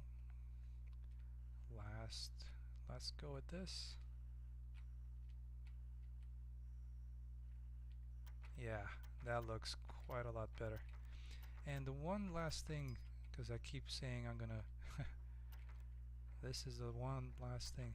And actually, you know, from looking at it, the positioning of these is actually not that bad. So the one missing thing is that this one is kind of see-through, so I don't want that. And so in here I'm gonna add a cube.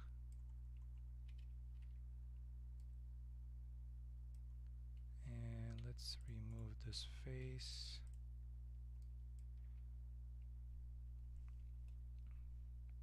Go back into Blender Render. And I want the face for this to be on the inside.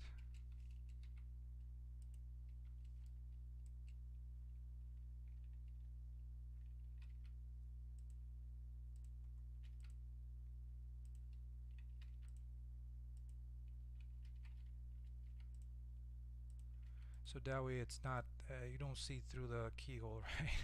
I mean, that would be a pretty cool mechanism, but that's not what this is for.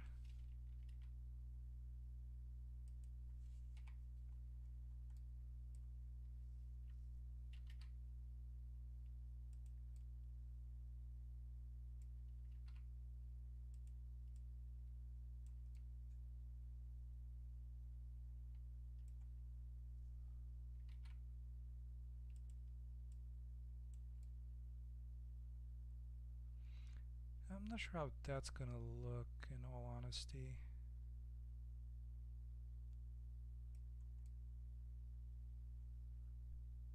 I would expect it more to have this extruded out and kind of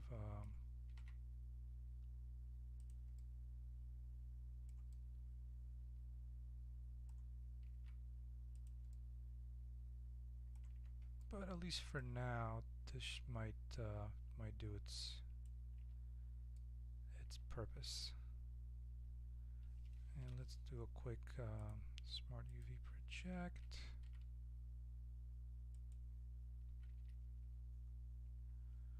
And I might just place it right around here, since this is a pretty dark surface, so hopefully it's not gonna look too odd.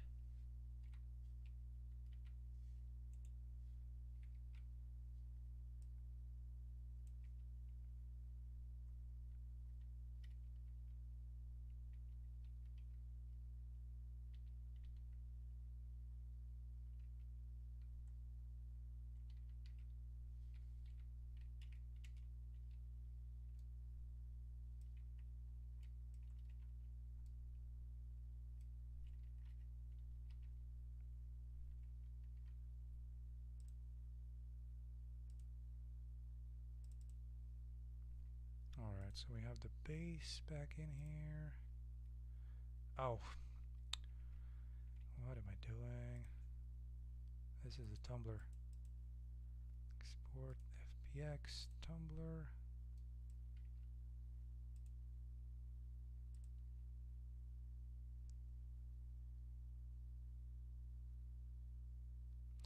And of course I messed up one of the materials.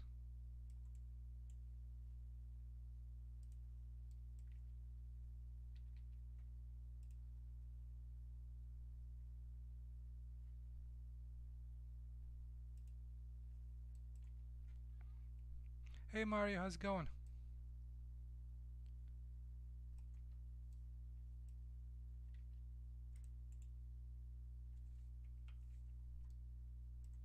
Good day to you too.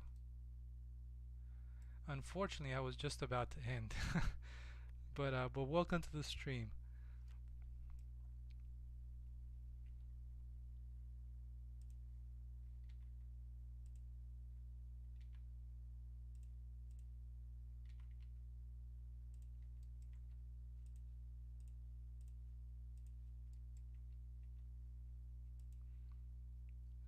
I finally managed to get this tumbler door mechanism or to a place where I'm a little bit more comfortable with it.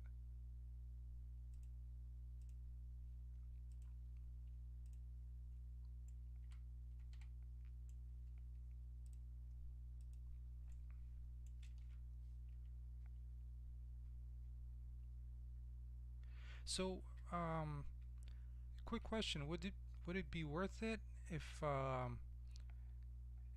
in future streams I start at a set time? Because sometimes I start a little bit earlier, sometimes I start a little bit later. I don't really have a specific. I'm gonna start at noon or at 11, at least Eastern time. So I'm not sure if that could be. What the heck just happened? That could be something that folks might be interested in.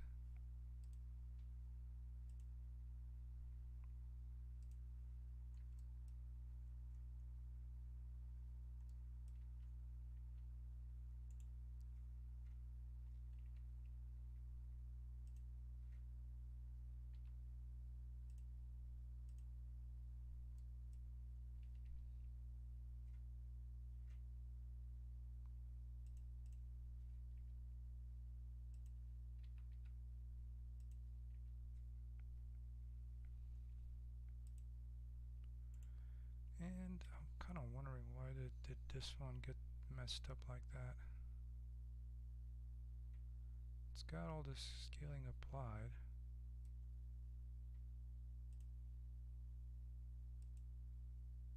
Export FBX. So we have the tumbler, and then the base.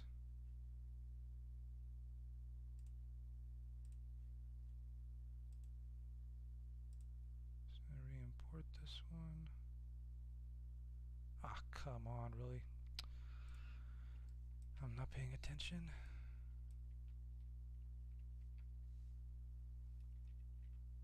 It was this one in here. Of course I'm not paying attention. Oh man.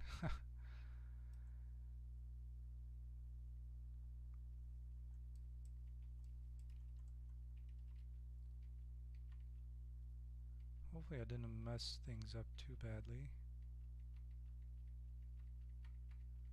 Mostly I'm concerned about those materials that I've added.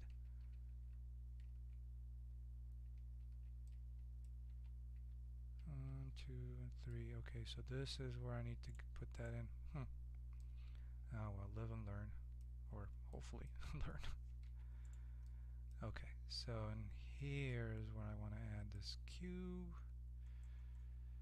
And let's delete this face and everything in here. These pieces need to be, let's take a look, need to be facing inside. Just like that.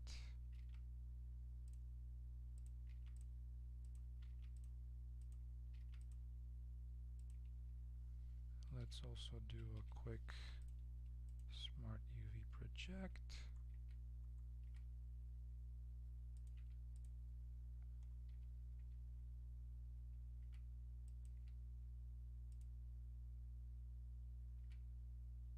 So that's why I was asking, you know, maybe in the future I can just start at a specific time and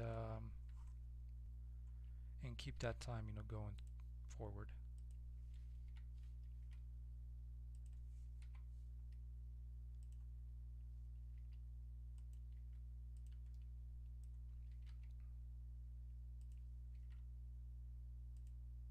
I'm gonna need to unwrap this again, but that's fine.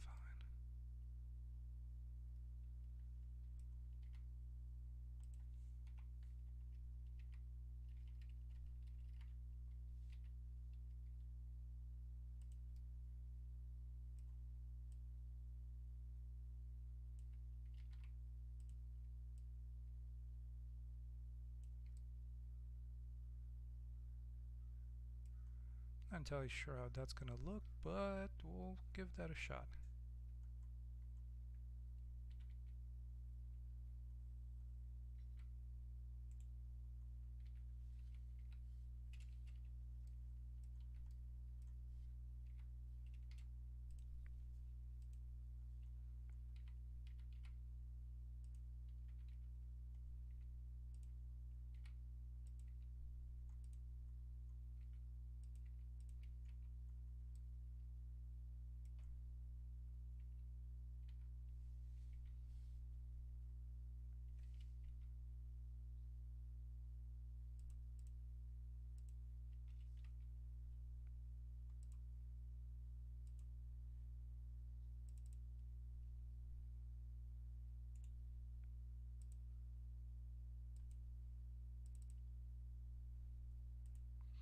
Yeah, hopefully I got the right ones this time. Alright, so there's one.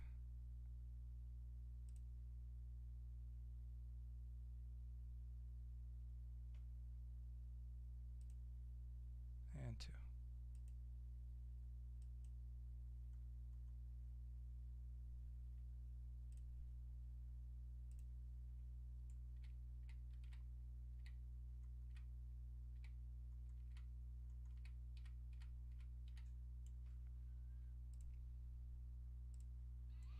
I'll probably see about the inside of that.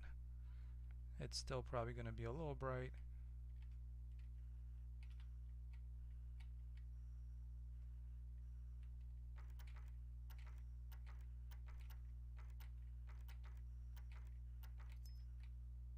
Oh, come on.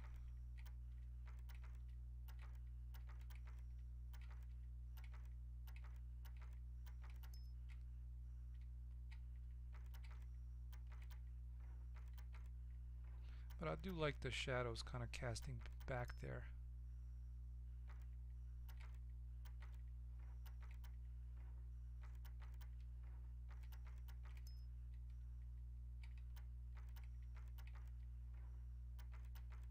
Wow, this was a tough one.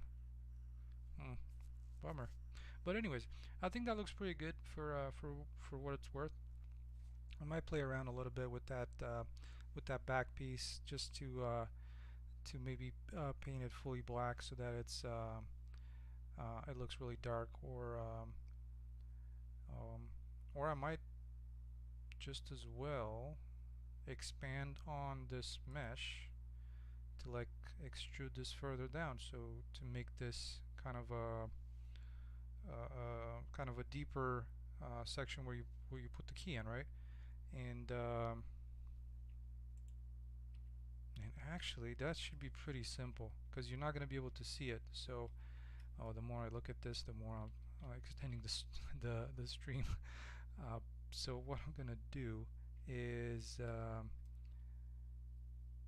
think before doing this I'm going to be making another copy of this and just moving it to somewhere around 7. So I think what it can be done is that could save time, and I could just go like this and stretch that out. My only concern with this is that hopefully it will be pretty straight on as the viewpoint. And what I should have done is I should have made this a little um, I should have made this opening a little tighter. It's pretty wide. It looks like you can put a semi truck through that. So let's see how this looks, at least for now. Tumblr.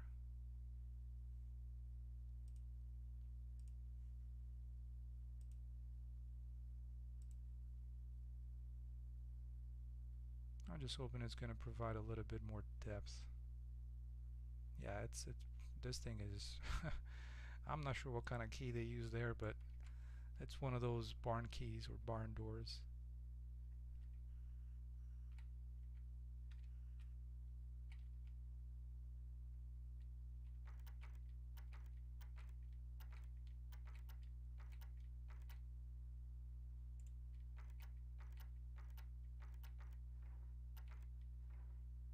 Well, I think that looks quite a lot better than before. And since you can't really see the inside of it, it's pretty okay. There we go. All right. Well, I think that's a good point to end this stream at. And until next week, I hope you guys have a great week coming up, and I'll see you on the next one. Thank you so much for stopping by, and I hope to see you around. All right, take care, everybody.